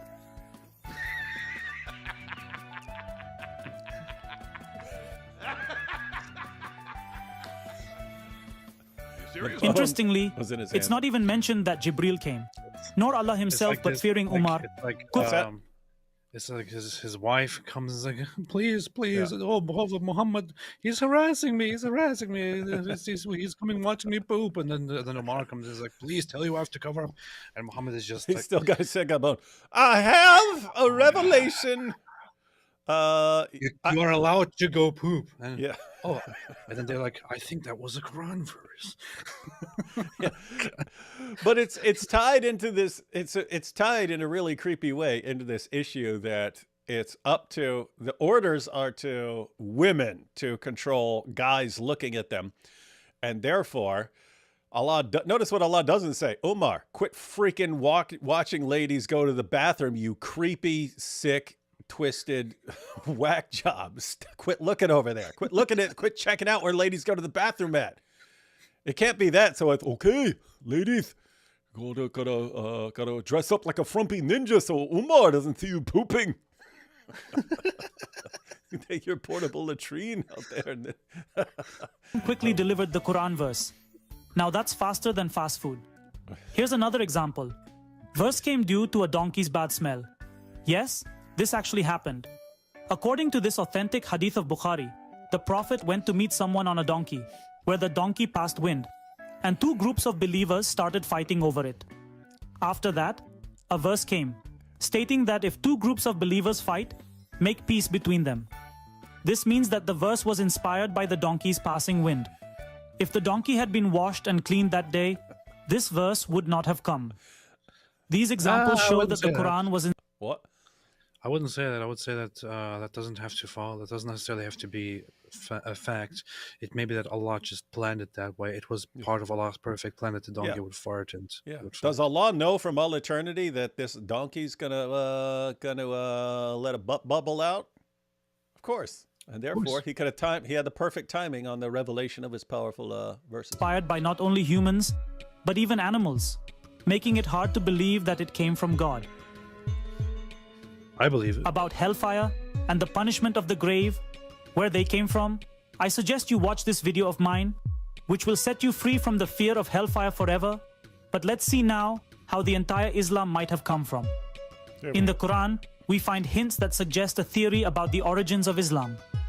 As we learned earlier, Muhammad means the praised one, which is a title, not a name. You may be surprised to know that Christians also gave a similar title to Jesus, Christ or Messiah. Long ago, a Christian sect emerged from the Jews called the Ebionites. It's said that they gave Jesus the same title, the Praised One, which was translated into Arabic as Muhammad. Although Muhammad incorporated pagan practices and mixed their special festivals with the Abrahamic religion to create Islam, there are still many similarities between this Christian sect and Islam. For example, this sect also believed that Jesus was not the Son of God, but a messenger. Many times, when the Quran mentions Muhammad, it seems as if it's talking about Jesus. Like one verse in the Quran refers to Muhammad as the son of a special mother, which raises a lot of questions. Additionally, early Islamic coins were found with the mark of a cross, raising further doubts. It's said that this Christian sect was What? The problem with the Ebionite theory, which is very funny because some people use it to say that that Muslims stole from the Ebionites. Then you have Muslims coming along saying the Ebionites were the real Christians. The problem with the Ebionites is that they didn't believe in the virgin birth either. Right? Yeah, so you'd have to say it's basically a huge influence and then got changed. Something like that. boycotted by the rest of the Christian community due to their different beliefs about Jesus. It's possible that this sect evolved into what we now know as Islam today. Just as the Qadiani sect is not accepted as part of mainstream Islam today, it's possible that this sect might evolve into a new religion tomorrow. Similarly, this Christian sect evolved into what we know as Islam. Now the question arises, did Kutam, later known as Muhammad, really exist? And did he create Islam? I suggest you watch my video where the existence of Muhammad is discussed. In short, Muhammad's existence is not a big deal because there were many prophets in Arabia at that time. However, it's certain that whoever this religion was built around, he wanted to become a prophet by using existing religions. Whatever the case, one thing is certain. Islam is a completely copy-pasted religion from other religions and is now one of the most fanatic religions in the world. To eliminate this fanaticism and help people understand the difference between religion and humanity, we started this ex-Muslim movement. Join us and connect as many people as possible to this mission for the good of humanity. Move beyond fanaticism and value the things in life that truly matter, like science and rationality. Free thinking and a scientific approach can only benefit humanity. If you liked the video, please like, share your thoughts in the comments below, share it as much as possible, and consider donating to our channel monthly.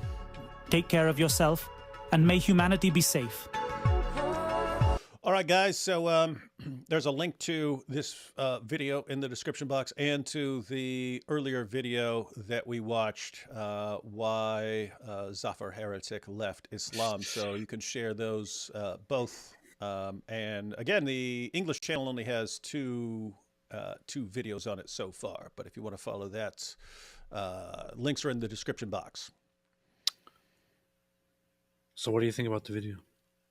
I don't necessarily. I mean, I'm like you in that there's a lot of speculation there. There's a lot of speculation there. A lot of it is points, about the black stone and the hijab and so on, stuff that we would agree with. But the area where there's lots of speculation, that's the nature of the situation. If you have Muhammad supposedly going around conquering Arabia, and we have no sources of it, and the people at the time have no clue, they don't know, no one's ever heard of it, no one's ever heard of Mecca during this time. You can explain that in a lot of different ways. So the window is basically wide open to come up with various theories on the origins of Islam. So you got one here, and yep, that is. I think it is a pretty good video. It's very, very well done. It's very well produced. May Science bless the channel with even more production quality and all of that. Praise to science, and praise to humanity and rationality and reason and logic. But sorry, I was just thinking of something funny. But I have some I have some problems with some of the logic and some of the evidence. That said, it is a good effort, and I totally support any ex-Muslim movement and any ex-Muslim attempt to critique Islam, no matter what perspective it's basically from, even if it's in the name of science and logic. Yeah, and it's also good. I mean, even though we have we only have a couple of videos in English, there are lots more of these videos by Zafar Heretic in other languages, and I think they're planning to translate this one into a bunch of different languages and so on. Use AI to translate into a bunch of different languages and so on. So, yeah, that's good. It's a similar idea to the other day. Shino and Shania from Somali Christian TV were here, and it's. For me, I can't do a lot to reach people who speak Somali and don't speak English. There's not a lot I can do. There's a communication barrier. Whereas Shino and Shania, they're producing content that reaches Somalis and so on. And so it's the same thing. We need lots of different people creating content and sharing this information with different groups around the world, especially groups that don't understand. The point is, there's tons of videos available in English, tons and tons and tons and tons and tons. Other languages, not nearly as much. So need lots of them. And places out there, India, Pakistan, Bangladesh, those areas, they need a lot of effort in producing content out there, because that is a very important region of the world. All right, couple super chats. Very well said. May science bless you for these words. Yes, may science be praised. Do you guys think, all praise be to science, do you guys think Islam is against music and other human enjoyments to further undermine the people they wish to conquer, like Hindus and Christians? I think everything goes down to Muhammad didn't like something, and so it became part of the religion. They think there's some huge issue to it. It's just Muhammad didn't like certain things. Yeah, I think it's just that Muhammad had serious problems, and that's it. He did. But wouldn't you want to prevent Sharia? Now we have whole cities in the U.S. under its control. By the time people wake up, it could be too late. So you're saying what? Yeah, and did that happen due to rapid influx or to slow growth? That's the point. Islam takes over much more effectively by this slow, steady pace, and everyone keeps getting used to it. It's when a bunch of Islam comes at once and everyone is shocked, that's when you actually start having people pay attention to it. So that's why we need more Islam. No, I'm just saying the people who are saying, "Hey, we just need it to come in slowly." I'm like, I don't know. If you're concerned about people understanding it, people would understand it much more effectively. I'm saying, look, based on whatever your concerns are, if you're saying, "Hey, we want Islam to keep coming, but we want it nice and slow, so everyone can adapt and never becomes a concern," that doesn't seem to fit. In other words, sometimes things have to become significantly worse before they get better. Let's see. Mein Urlaub ist am Montag leider zu Ende. War schön mit euch allen. Hoffentlich bin ich bald wieder what is this? Live dabei. It's an English injunction. Oh, okay. They stuck it in there. Okay. I was like, what the heck is that? Stay safe and don't forget to pray for AP. Dankeschön, Dankeschön an Brede mit Brede. Vielen, vielen Dank. Bitte, bitte, bitte. My stone's bigger than your stones, you see. I have the biggest stone. I have in Islam, we have the biggest, blackest stone. That stone is worse. That stone is worse than this one. It steals clothes. Yeah, there was the stone that stole Moses's clothes. Shame on that stone. So he beat the crap out of that stone. Oh, so that's why they call themselves Shiites. Because they took the black stone and put it in their bathroom. See Chapman there. Songs of Relief said, Dia in the streets, Jabril in the sheets. He's Dia in the streets, Jabril in the sheets. And I'm Berliner. Poop is good, lifts up the mood, except it is soup. That's nice. And the true Orthodox news and apologetics. But what about the return of Minge? Yeah, we got the return of Minge. That was the guy who was all over the internet for his apartment being raided for kitty pictures or something like that. But he says he was exonerated of all this, but still ended up all over the news. Don't know, because you've got the news broadcast, and it was saying one thing, but then you've got Minge saying he was exonerated, but Minge is a compulsive liar, so no idea what to believe in all of this. All right, AP, what's going on? You're going live tomorrow night? What's going on? Most likely we're going to do that, yeah. Tomorrow, actually, I'm not sure if I'm going to be able to go live tomorrow. We'll see. We will see. We will see. We'll have to arrange that. We'll have to see what's happening. We'll let you know. All right, guys. In the end, science will decide what we will do, and we'll just have to submit to science and see what happens. Indeed. So, just trying to think if there's anything else. So, yep, we don't know what the situation is because there's stuff going on that we have to do. So we will have you all await further notification. Cool, fun times ahead, though. Hang on. Last two super chats here. If they come more slowly, they can convert more easily. You can try. Yeah, great, just great theories everyone's coming up with about how to convert massive amounts of Muslims by controlling how rapidly you let them in. I'm focusing on other people. You're focusing on the Muslim converts. What are you even talking about? Shania and Shino are in the U.S. and they were going around to the Muslim community, and they said they talked to Somali Muslims who had been here for 25, 28 years and saying, no one's ever shared the gospel with us. So that's people who came in when things were moving very slowly. That happened. Things were moving very slowly. Where did all these people happen? This didn't happen rapidly. You have massive numbers of Somali Muslims in area of the U.S. They tend to congregate in the same area. That didn't happen super rapidly.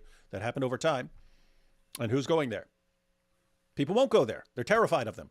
So how is this going to work for you? My point is there's no great solution to any of this. That's what Islam does. It presents you with a screwed up situation, and then you have to figure out the least screwed up way out of it. But every possible way you can deal with the issue is pretty rough. Christians should go and spread the gospel to the Muslims in the United States, everywhere. That's a good idea. You heard it here from an agnostic, ladies and gentlemen. You always have to do what an agnostic tells you. The more I learn about Islam, the more I think. Better listen to me. Yeah, the more I learn about Islam, the more I think you can make a hilarious sitcom based on all its idiotic nonsense. Yes, you could. Absolutely true. D, what do you think of the seed of serpent doctrine? Not enough to comment. Minahill says, love the video, but science and rationality, really? I'm sure the West is so much smarter now that we've all left Christ out of conversations. By the way, my pronouns are Zer. Yeah, that's me and AP are both kind of chuckling at that. It sounds like something that the new atheists were saying like 10 years ago, 15 years ago, and so on. If people just leave religion, they'll all become science-minded and so on. And no, they leave religion and then they cling to something else as a replacement. And it's usually some group that they join. And then they, it might be the woke or this or that, and they join a group and then they do whatever that group maintains.